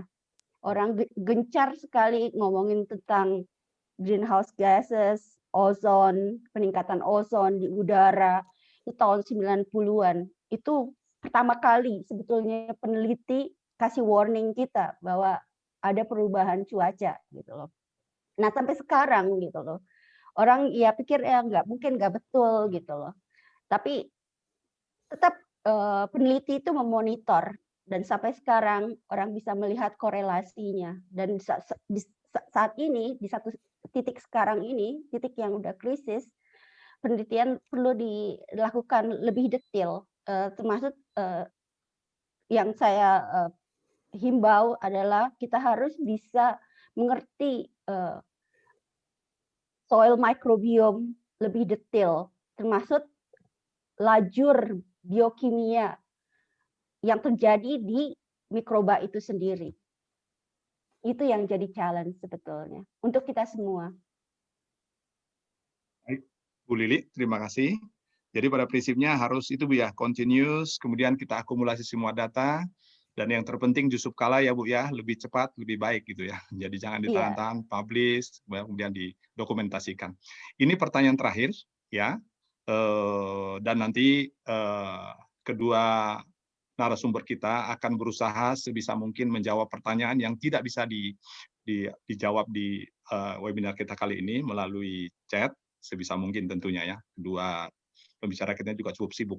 Dari Ibu Nuril Mahmuda untuk Ibu Diana. Oke, saya tertarik terkait bakteri ice nucleation active. Saya izin bertanya, apabila lingkungan di sekitar bakteri ina itu telah mengalami pembekuan, bagaimana mekanisme pertahanan hidup bagi bakteri itu sendiri? Bu Diana, silakan. Oke, baik, terima kasih. Izin sekalian, Pak Rory, ada beberapa pertanyaan sih yang tadi sudah saya rekap ya. Oh iya, bagus Bu, bagus Bu, ngurangin PR Bu, ngurangin PR. Karena kalau tadi ya tentu kan dia menginisiasi pembentukan kristal es, nah tentu dia juga punya self protection ya, jadi terkait strukturnya itu tadi menghasilkan osmoprotektan. Jadi kalau misalnya kita sudah di lab kita lakukan pembekuan, terus setelah mencair kita masih bisa lagi tumbuhkan mereka gitu. Jadi mereka punya sistem perlindungan itu cukup banyak, bisa dilihat sebetulnya publikasi-publikasi terkait self protection ini. Kemudian ada juga pertanyaan untuk yang makanan, gimana kalau terus dikonsumsi gitu ya, padahal tadi kami lakukan isolasi sebetulnya bukan hanya di pohon-pohan, tapi ada cukup banyak lalap-lalapan ya, daun-daun terkait yang kita konsum, edible gitu, dan itu banyak populasi ina bakteri juga, karena memang itu tempat habitatnya mereka gitu ya, dan kita sebetulnya dalam hal ini mungkin kaitannya dengan protein inti es, nggak usah khawatir juga, karena di usus juga kita nggak akan suhu kita di bawah 0 gitu ya, jadi ya tidak akan menginisiasi pembentukan kristal es. Nah malahan bakteri ini cukup banyak dipakai juga sebagai tadi untuk membantu proses pengawetan makanan, misalnya untuk pembekuan, jadi dengan ada memang si proteinnya langsung ya umumnya, jadi udah difermentasi, diisolasi proteinnya digunakan juga untuk membantu tentu untuk efisiensi, jadi menurunkan energi gitu ya, kebutuhan energi kan harusnya suhu berapa harus bisa membeku. Nah ini suhu yang relatif lebih tinggi sudah bisa pembekuan dan juga relatif lebih menjaga nutrisinya lebih baik karena suhunya tidak terlalu rendah gitu. Dan kemudian lalu isolasinya juga ditanya bagaimana sebetulnya kalau media-medianya kita bisa lakukan media minimal ya dengan buffer-buffer tertentu bisa dilihat di paper-paper juga itu komposisinya. Nah, cuma memang kita penting untuk mengetahui tadi kan dia tuh bisa membekukan air pada suhu berapa. Nah, tentu ini perlu memiliki alat untuk alkohol jadi bukan water bath tapi alkohol bath gitu. Karena biasanya kita tahu kalau water bath itu kan suhunya relatif suhu tinggi. Nah, ini karena suhu di bawah 0, jadi digunakan alkohol, jadi alkohol bath untuk menentukan berapa sih, suhu berapa dia bisa membekukan. Jadi kita setting alatnya misalnya -5, -7, -10. Dengan suhu tersebut ada air, kemudian ada bakteri ini dikasih, bisa beku nggak gitu. Jadi salah satu essay yang penting tentu setelah dilakukan isolasi bakteri tadi. Jadi kalau isolasinya mayoritas sebetulnya sama saja seperti isolasi. Kalau dari daun kita kayak isolasi secara umum bakteri filosfer gitu. Jadi cukup ditumbuhkan dengan media-media yang minimal gitu aja. Tapi essay-nya itu yang penting untuk menggunakan alkohol bath tadi. Udah sepertinya Pak Rory. Baik, Bu Diana, terima kasih. Sekaligus juga ini akhir dari diskusi kita. Bapak dan Ibu sekalian, terima kasih untuk diskusi yang begitu interaktif ya.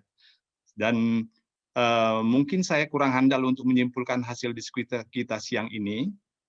Tapi sebagai penutup, izinkan saya mengingatkan kembali ucapan dari Bill Nye yang mengatakan bahwa climate change is happening. Humans are causing it. And I think this is perhaps the most serious environmental issue facing us.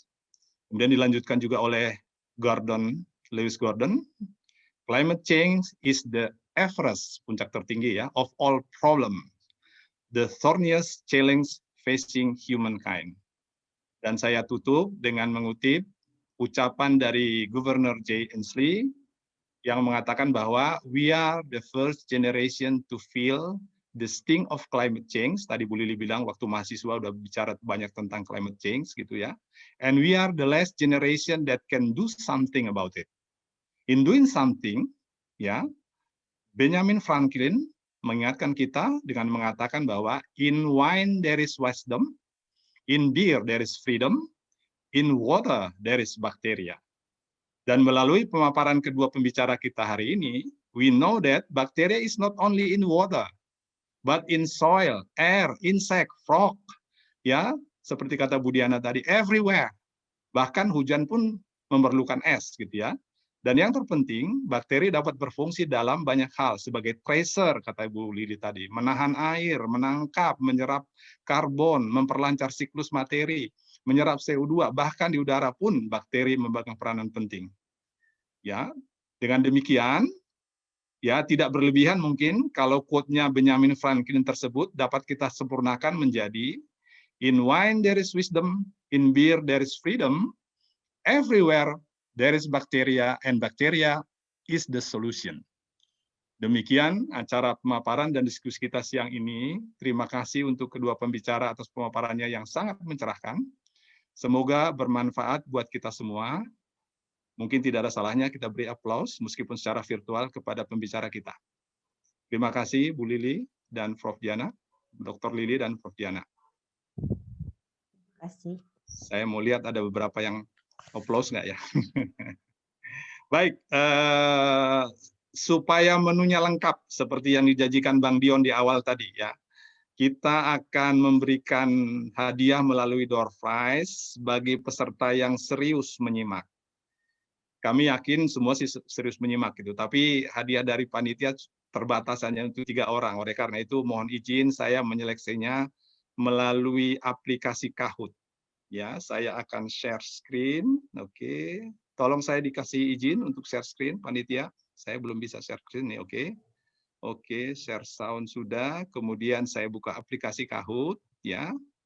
Silahkan diakses www.kahoot.it ya, saya ketukar nih, www.kahoot.it dengan nomor PIN seperti tertera di layar, oke, ya. Mungkin hadiahnya tidak terlalu besar, tapi suatu kebanggaan bagi pemenang tentunya ya, kalau bisa memenangkan kuis. Baik, sampai sekarang ya sudah ada yang masuk ABC, cuman hati-hati ya, nanti ABC ada nggak rekening bernama ABC? Kalau menang nanti ABC gimana nih? Oke, nanti kita telusuri nggak apa-apa. Oke, terima kasih pada Bapak atau Ibu ABC yang menjadi peserta pertama. Ada Jeseta, Jonathan, Robota, ya ada CRT juga nih. Wah ini supaya senang dengan singkatan-singkatan. Kalau saya tanya pertanyaan Ibu Lili EPS tadi mungkin nggak tahu nggak nanti menjawab. Bu Lili tadi ada EPS ya Bu Lili ya? Iya. Apa saya tanya di kuis saja Bu? Ini Tanya di sok kuis pakai aja. singkatan semua ini. Ada DY, ada XYZ. Waduh gawat. Baik, sudah 29. Pak Anton masih ada? Prof Anton masih ada? Prof Anton masih ada di antara kita? Oh, kalau tidak ada, saya minta izin Bu Diana sama Bu Lili aja nanti. Ada itu Pak. Nah, Anton iya. ada. Pak Anton, target berapa Pak Anton? Prof Anton. Namanya target apa ya? Target pesertanya ini udah 45 Pak. Peserta Kahoot-nya. Oh, 50 mungkin? ya boleh. Nah, 50 udah 30% Pak. Atau 24% ya. Oh, ternyata lewat sudah. 51, 52. Oke.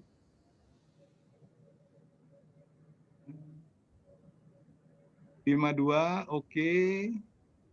Sudah 60. Oke. Coba masih naik. Kita tunggu sebentar ya Pak Anton ya. Masih naik soalnya nih.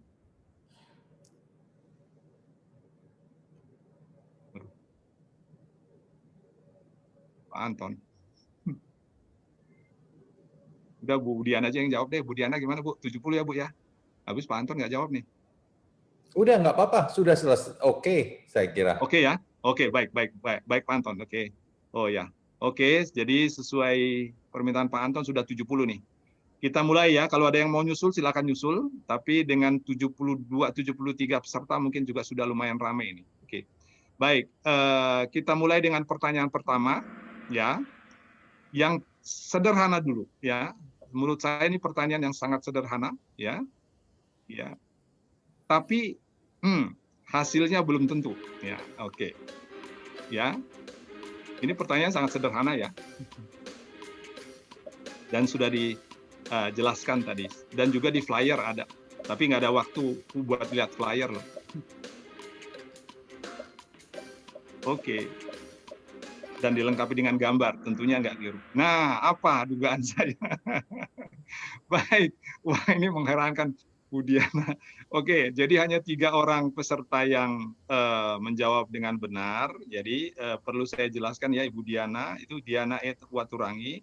Jadi itu American Society for Microbiology for Indonesia, itu yang benar. Kalau yang merah ini salahnya di mana? Pakai Y ya. Jadi yang 6 orang Bu Diana itu tidak pakai Y ya. Kemudian kalau yang biru itu salahnya di mana ada di of microbiology ya. Jadi yang benar itu SM tuh tadi saya sudah di awal sudah saya minta konfirmasi Bu Diana bukan of tapi for. Oke. Kemudian yang hijau ini wah ini kalau jawab hijau agak lumayan ini nih apa namanya mengagetkan karena Bu Diana itu sudah generasi sekarang loh ya, tidak pakai OE gitu ya. Tidak jadul lagi, modern Bu Diana itu sangat modern, jangan pakai OE gitu. Baik, nggak apa-apa. Pertanyaan berikutnya. No, kita lihat dulu posisi. Posisi pertama Jos. Wah, ini ekstra Jos menang. Oke. Kemudian ada Chelsea, Kayla, ABC dan Jeseta. Pertanyaan kedua, ya, kita punya 7 pertanyaan ya biar bisa ngatur strategi. Ya, silahkan. Ya, berikut merupakan jalur mikroorganisme di udara. Ini saya ikutkan di sini apa? Siklus air nih. Kecuali tadi Bu Diana sudah menjelaskan dengan sangat jelas ini. Kecuali.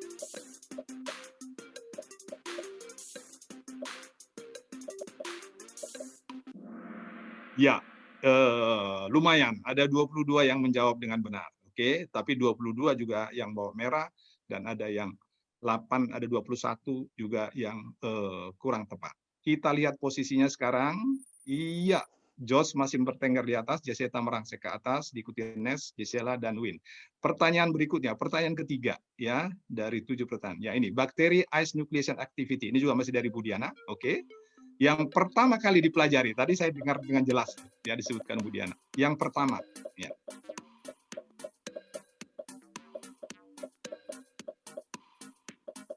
Oke. 3 menit lagi, 3 detik, sorry, maaf. 3 detik. Oke. Ya, ini wah rupanya kalau yang ini didengarkan dengan betul. Ya betul. Yang betul itu adalah Pseudomonas syringae. Ya, bukan Panthoe tapi syringae. Baik, terima kasih untuk mayoritas yang sudah menjawab benar. Wah, ini kayaknya ini Bang Jos ini tidak mau pindah dari tempatnya. Ada Jeseta, silakan Jeseta dikejar, dan ada XIZ yang menyusul dari bawah. Kita lanjut kepada pertanyaan berikutnya. Nah, ini juga sederhana ini kan. Oke, judul presentasi dari ibu kita, Ibu Lili Mesak. Iyalah. Oke, hati-hati dengan jebakan kecil. Baik.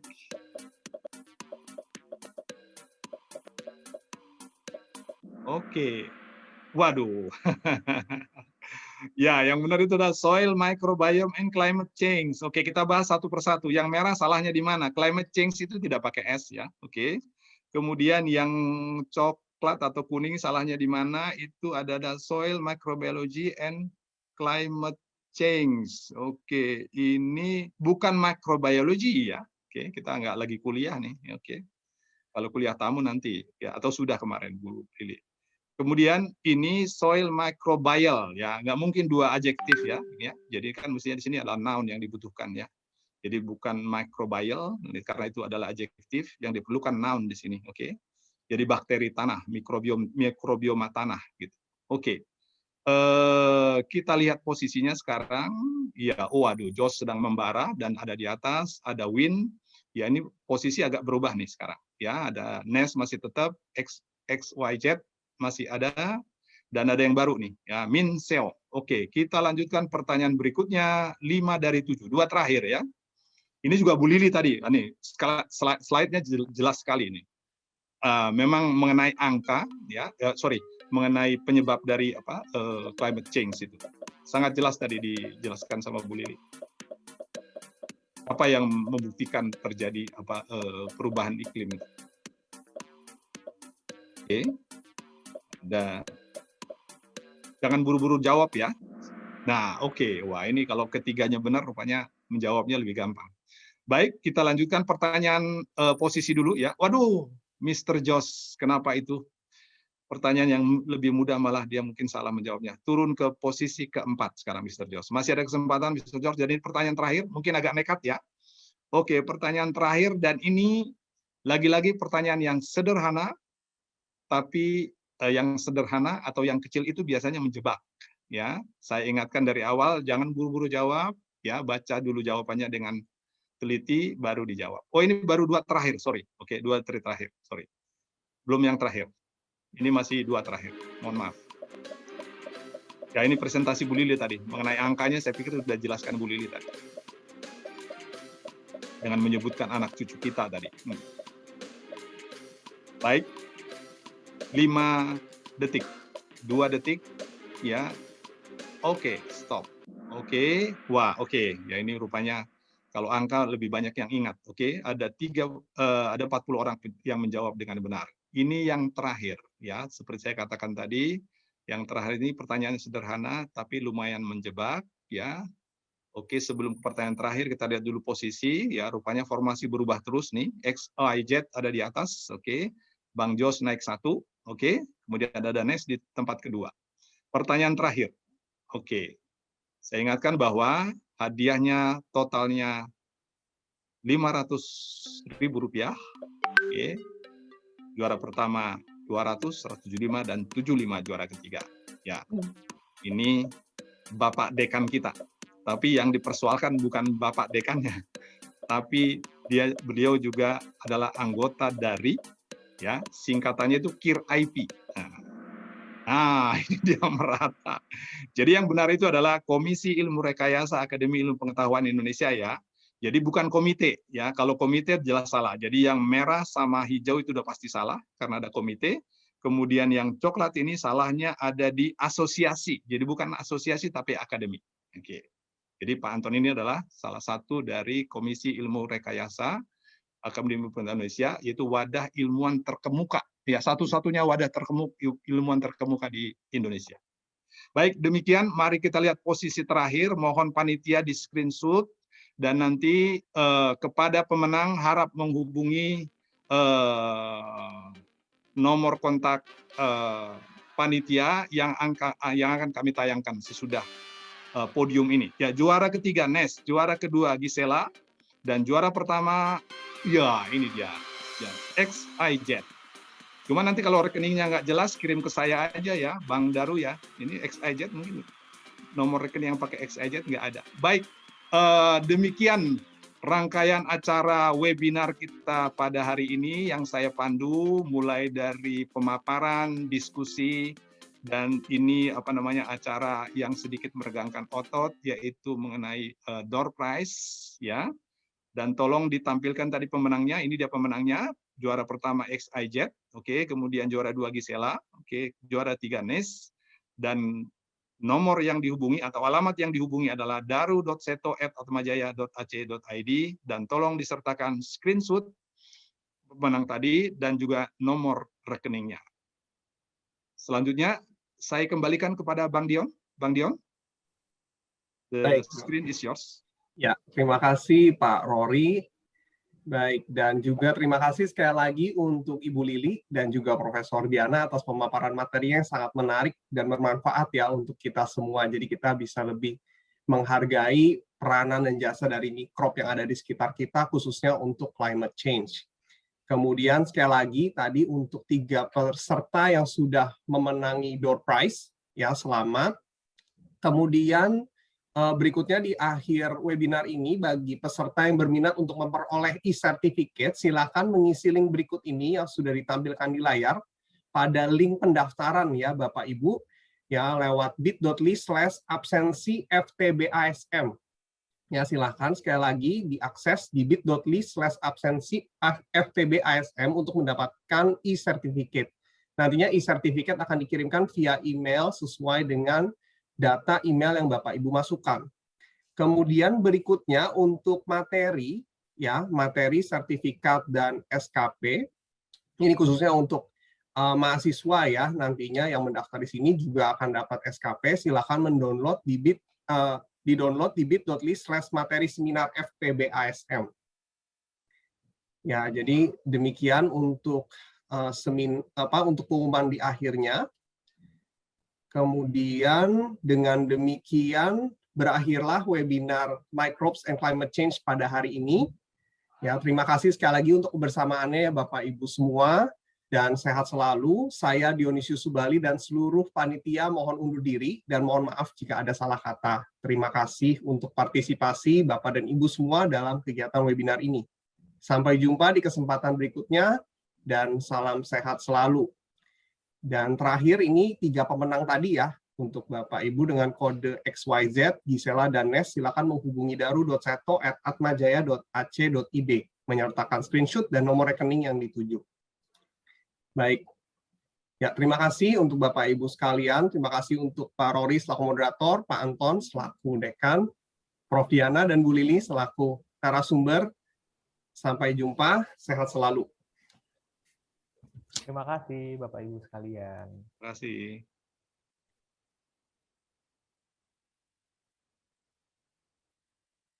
Terima kasih.